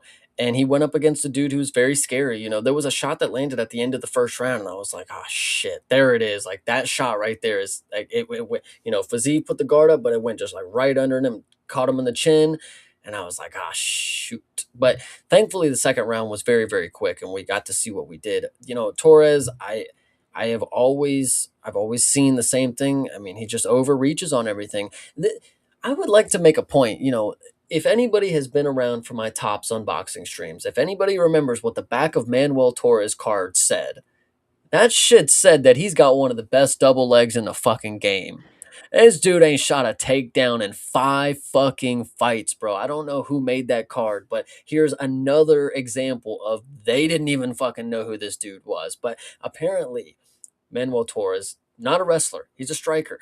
Obviously comes in here, overthrows on all of his strikes. He was wild this time. It was, normally again, it's that 1-2 that he really overextends on, but this dude was just throwing shit. Like he was just throwing his hardest punches. And shout out to Fiziev. I mean, he trusted his game plan, trusted he actually just fucking charged. I said that was the thing that he needs to do. Just go out there and take him out of his rhythm. Go out there and put the fight in your hands. Fiziev came out, ball of fury, got it done in the first round, of course, won that first round. And then the second round just came in with an amazing wheel kick that he just pulled out of his ass. Obviously, he's a fucking goat. Hits him with the wheel kick, puts him up against the cage. And then the finishing sequence, I mean, it wasn't early at all. It wasn't late either. I mean, when you see, we didn't get a better angle from it, but the angle that we have was as clear as day. I mean, he gets it with the ground and pound. You see Torres fall out, and he wakes up a little bit later with a big old lump on his eye. But the fact is, Fiziev is back, guys. I mean, he never really left. He's got 30 whole minutes with the champ right now, so it's good experience. Absolutely, yeah. I mean, really, all 100% down the line. Nice work from Fiziev in this fight. He got the takedown early in round one. Got him flushed down for a minute, which I thought was a good way to not only slow Torres down a little bit, but also just make him aware of potential takedowns going forward, which may possibly account for a little bit of how he was moving after that, because really the output was kind of lacking on the Torres side. I mean, as far as round one goes, like, he like we've seen better output from him, I think, in other fights. I mean, he was certainly still throwing with some good power, but like consistent volume, he's not a volume striker necessarily. He's a power striker, but still, I mean, like, a little bit more compared to what you're getting out of the Fiziev side. Again, fast starter. Love to see that from Fiziev here. So setting up the nice elements to make this fight his. Got the first round, and then, yeah, right at the start of round 2, makes this a highlight worthy performance thereafter with that spinning wheel kick. I mean, just, picture perfect. What a way to seal the deal. Beautiful finish after that. I mean, the follow-up shots thereafter. This was a really, again, it's nice to see out of a fighter that you like. And, Fiziev is a fan favorite, even with a little bit, like he said, that little black line on my career. And, now he was so happy after this win too. So that was nice to see as well. So, he's happy. We're happy. I think everybody felt pretty good at the end of this. Two things. The last things that I'll say. Yes, Fiziev was very happy. It was actually really funny to see. So he goes over to the cage door and he tries to walk out, and they're like, nope, nope, and he goes he tries to sneak back out there, and like they catch him again. It was really funny. Yeah. The last thing that I'll note about this fight specifically, did you notice Manuel Torres' tattoo? He did get a new tattoo. I think I actually said something about that on the watch along, saying that I thought he got some new ink. What are we talking about? He has a gun that is on the back of his pants, like on his ass cheek. Oh So God, it's one of like those. poking, yeah. So it's like Yeah. poking out of his shorts, and it's like in my mind, I'm like, this dude has an ass tat. Like, I mean, it legitimately is a tattoo on his ass, and this is one of the baddest men on the planet. Like I can't believe it, man. It's just one of those stupid tattoos. It's like the idea. I get where you are going with it. It's on your backside now, brother. You can't even see how dumb it looks. I don't know, but whatever. People got to be careful with tattoos, man. I don't know if you were around at all for the Inca FC watch along we did recently last week. That this guy had a full chest tattoo, but it, like, I guess somewhere in there it got something got messed up. He had to do a cover up on his chest, and it turned into what only could be described as a tattoo homunculus. It was like it had like a circular kind of void in the middle, and it had like a hook kind of tentacle coming off of it. It looked very strange, and now there's nothing you can do about that. I mean, you obviously blacked it out for a reason. You have just a splotch full of tattoo on your chest. So you got to remember, people, tattoos are generally forever. So, be confident in what you're getting. Yeah, and speaking of bad tattoos, I mean, we would be remiss if we didn't bring up the epic tattoo that you also saw with the headphones. Music is forever as well as tattoos. So Yes, and I guess that was in the Tough Enough promotion. That guy with the headphones tattoo, that was a little while ago, but apparently that guy has a pretty interesting backstory outside of the tattoo, from what I understand. yes, I was there when we learned about this one. Yeah, so that is an interesting past that some people have, but other than that, the Fiziev is going to have a great future heading on forward. I'll say that. Nice way to nice way to bring it back around. Yes. And I mean, look, there's really not too much else to say about this fight. I mean, this was a solid front to back performance for Fiziev. Really showed. Yeah, I mean, like, and I'm not trying to dog Manuel Torres. He's a tough guy. He's got some really nice, good first round finishes, but I kind of did not feel he was of the caliber of this fight. So it was good to see that did ring true. Fiziev is still that guy, even with the couple of losses that he's had. If it is just a little black line in the career, then Fiziev is right back on track. So very happy about this. Absolutely. Yeah, no, this one was a good main event to cap off in Baku, and shout out to Fiziev for getting it done in front of his hometown Yeah, or home and crowd, excuse me. absolutely, for sure. And on the Torres side, what I would say is this should be like, maybe the Bahamundes fight was not the wake up call, but a fight like this should certainly be the wake up call that, like, you need to become a more versatile fighter. I really, like, again, the reason that I keep harping on the things that he does, like, consistently, is because if they are that predictable that I'm talking about them, you need to widen your base as a fighter. You need to have a bigger bag of tricks. So I think that should be the takeaway. Hopefully he goes and gets the improvements that he needs, because I do think that he's a pretty good dude, at the end of the day. Absolutely. Yeah. No, this is cool. Good deal. All right. Well, that is UFC Fight Night, Fiziev versus Torres. Chase, after talking it all through, what'd you think of this thing? This was a very good card. Of course, we got to watch it during the daytime, and then we had to get our night activities on after. And this was just a really fun one. I can't really be too mad. Again, in a positive vibe about the fights. I love any fights that are happening unless we have blatant scandalism and rigging and cheating and all of them thrown into one specific fight. Then it becomes a problem. But other than that, this was awesome. Yeah, yeah, absolutely. I mean, like I thought that the fights were pretty good. Those elements of it, which we are talking about every goddamn week. I don't know what else can be done at this point. We're like, because what I would say, and this is an overarching problem now. This is beyond us as fans being like salty about like things not going our way, or oh, your parlay didn't hit, or any of that kind of stuff. We are talking about the fundamental oversight of this sport when it has been proven before our eyes to not be conducted correctly, and we've been seeing it week over week. There is not much more noise that we can make unless there's some kind of big, like, change.org petition or something like that to actually have legitimate change in this sport. So we're doing our part out here on the podcast, at least, to keep talking about these fights and bringing up these inconsistencies with the oversight. Somebody else out there, I guess, has to start maybe getting the ball rolling. Maybe we do start a change.org petition of some sort or something along those lines, because I don't know how else to make it clear that this is a big problem and fighters are going to get hurt. This is also, at the end of the day, this is not just saltiness. This is the fighter safety that we're talking about here. So, that does put a marring on things. And again, just take all of that part out of it. It does drag down an otherwise good event as well, right? I mean, this could have been, front to back, a great event had it not been for a couple of select instances of those kinds of things. So I say that to say, be vocal about this. If you guys are on Twitter, if you're on social media elsewhere, be vocal about these things that you see. Don't let these commissions off the hook. Don't let these referees and judges off the hook. Like, it needs to be a vocal groundswell amongst the community to let them know that we are aware of this and we do not appreciate it. Absolutely. Yeah, I see chat saying decent card. Yeah, 6.5. Okay, fair. Yeah, I mean, that would be about right. But I'd probably put it at like a 7. I thought it was a little bit better than that. I liked it. I thought it was a good card. I thought that some of the finishes, some of them a little one-sided perhaps, but there were some good finishes on it. And in an afternoon, I'm a happy guy getting some early fights. So absolutely. Well, that being said, then, Chase, I think that it's time to run the numbers. And I know that your boy Thinker St. James did somewhat decent this week. So run it down for me. So out of the 13 fights, yes, I had gotten 1, 2, 3, 4, 5, 6, 7 correct. Mm-hmm. Thinker had gotten 1, 2, 3, 4, 5, 6, 7, 8, 9 correct. Okay, so the totals are in, guys. So I am still in the lead a little bit. I'm at 161. Thinker is at 142. I mean, still not great for your boy, but I have to say that 9 of 13 is probably about as good as I'm going to get. So, I mean, I have to be taking the victories where I can take them. So I'm pretty happy about this overall. And, like I said, celebrate when you can celebrate. I will celebrate that.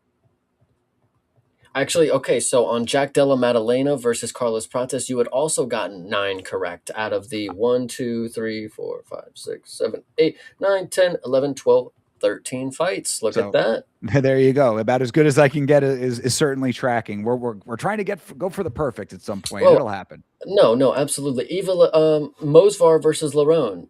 You literally got all but one correct. So there was your best one right there. Wow. All right. I mean, so, I guess it's not impossible, people. How about that? Every once in a while, your boy comes out with a surprising, decent performance. I'm looking at it right now. There's some good amount of times that you've gotten 8 or 9 is what it's looking like, just off a quick glance. All right, fair enough then. I guess it's just conventional wisdom that I have come to believe that you are the superior picker of fights here. No, you're good, man. We just often pick the same fights. It's True. Just that's where it comes. We pick the right fights mostly. Sometimes we differ and we get it wrong when the dude fucking bites the ear and cheats and the ref don't give a shit. That's unfortunate, but that ain't nothing we could do about it. Well, then I guess the ultimate takeaway then is just keep listening to the podcast for the best takes on MMA on all of the internet, right? I mean, that's what I'm going with. On all platforms. Exactly. Certainly on all platforms as well. You can be listening to this in audio form wherever you get podcasts. Yeah. Yeah, I mean, I guess then since we are not doing our predictions for this week, we do have the this week's fights coming up next week, so we will do the in-depth breakdown. So that is going to probably be about the end of the show here. Chase, anything that you want to talk about, discuss, or mention before we get out of here? No, I will mention that the chat is so supportive. You guys are awesome. You guys are going to make us get to the level where we need to be, where we can make this a full-time, career for each other. It's not just a hobby at this point. We're doing this every Monday for not just you guys, but for us as well. This is something that we love to do. And if you guys are going to continue supporting us, I mean, it's only going to get bigger and better, and we got great things coming. So it all starts with the chat. Let me say it that way. Absolutely. Yes. Thank you guys for hanging out with us for this one. We see you, Johnny the God, 10-7 in the chat. Appreciate you. Make sure you subscribe to 10-7 as well. Great stuff going on over there. Hydra, all of the other guys that we already mentioned. You guys are amazing also. Thank you so much, as always. So, of course, no predictions, but you can always hang out with us when we are on our individual channels. There will be more stuff coming up this week. Hopefully some interesting things for you as the week progresses. You can find me at youtube.com/@YamaShow. And Chase, I know you can tell them where they can find you.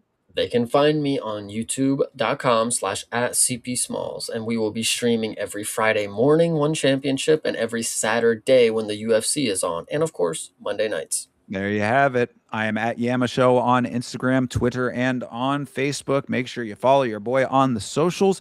That's going to do it for this one, everybody. We will see you in the next one. And until then, you have a great rest of your night, a great rest of your week. And as always, fight on.